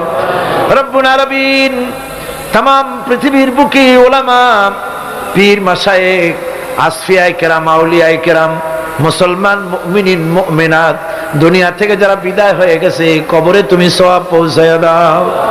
রব্বুল আলামিন, এই মুহূর্তে আমরা আমাদের মা বাপের কথা মনে করতেছি। আল্লাহ, আমাদের মধ্য থেকে যাদের আব্বা জান দুনিয়া থেকে জনমের মতো বিদায় হয়ে গেছে, মাবুদ আমাদের আব্বার রূহের উপরে সওয়াব পৌঁছায়া দাও। আব্বার কবরটাকে জান্নাতের টুকরায় পরিণত করে দাও। রব্বুল আলামিন, বাচ্চার বিদায় হয়ে গেল, কত কষ্ট করে সন্তানকে মানুষ করেছে, লেখাপড়া শিখাইছে, বাড়ি ঘর বানায় দিয়ে গেছে, যাওয়ার সময় কিছুই নিয়ে যায় নাই। আয় আল্লাহ, আমাদের আব্বা জানের কবর জান্নাতের টুকরা বানাইয়া দাও। রব্বুল আলামিন, আমাদের জনম দুঃখিনী মা, 10টি মাস ধরে মায়ের পেটের ভিতরে থেকে মাকে কষ্ট দিয়েছি। 2.5 বছর ধরে বুকের দুধ খাইয়া কষ্ট দিয়েছি, পেশাব পায়খানা করে কষ্ট দিয়েছি। ওই মা যার দুনিয়া থেকে বিদায় হয়ে গেছে, আল্লাহ কবরকে জান্নাতের টুকরা বানাইয়া দাও। রব্বুল আলামিন, আমাদের মা বাপ যাদের বেঁচে আছে, আমাদেরকে খেদমত করার তৌফিক দিয়া দাও। রব্বির হামহুমা কামা রব্বায়ানি সগীরা। সবাই পড়েন, রব্বির হামহুমা কামা রব্বায়ানি সগীরা। আয় আল্লাহ রাব্বুল আলামিন, আমাদের দাদা দাদি, নানা নানি, শ্বশুর শাশুড়ি, আত্মীয় স্বজন যা মারা গেছে, কবরগুলিকে জান্নাতের টুকরায় পরিণত করে দাও।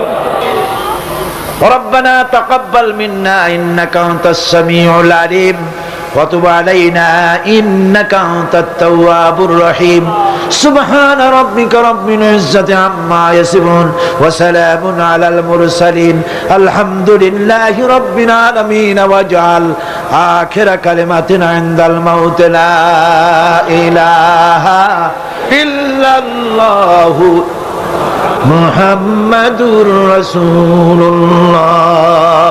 আসসালামু আলাইকুম ওয়া রাহমাতুল্লাহ।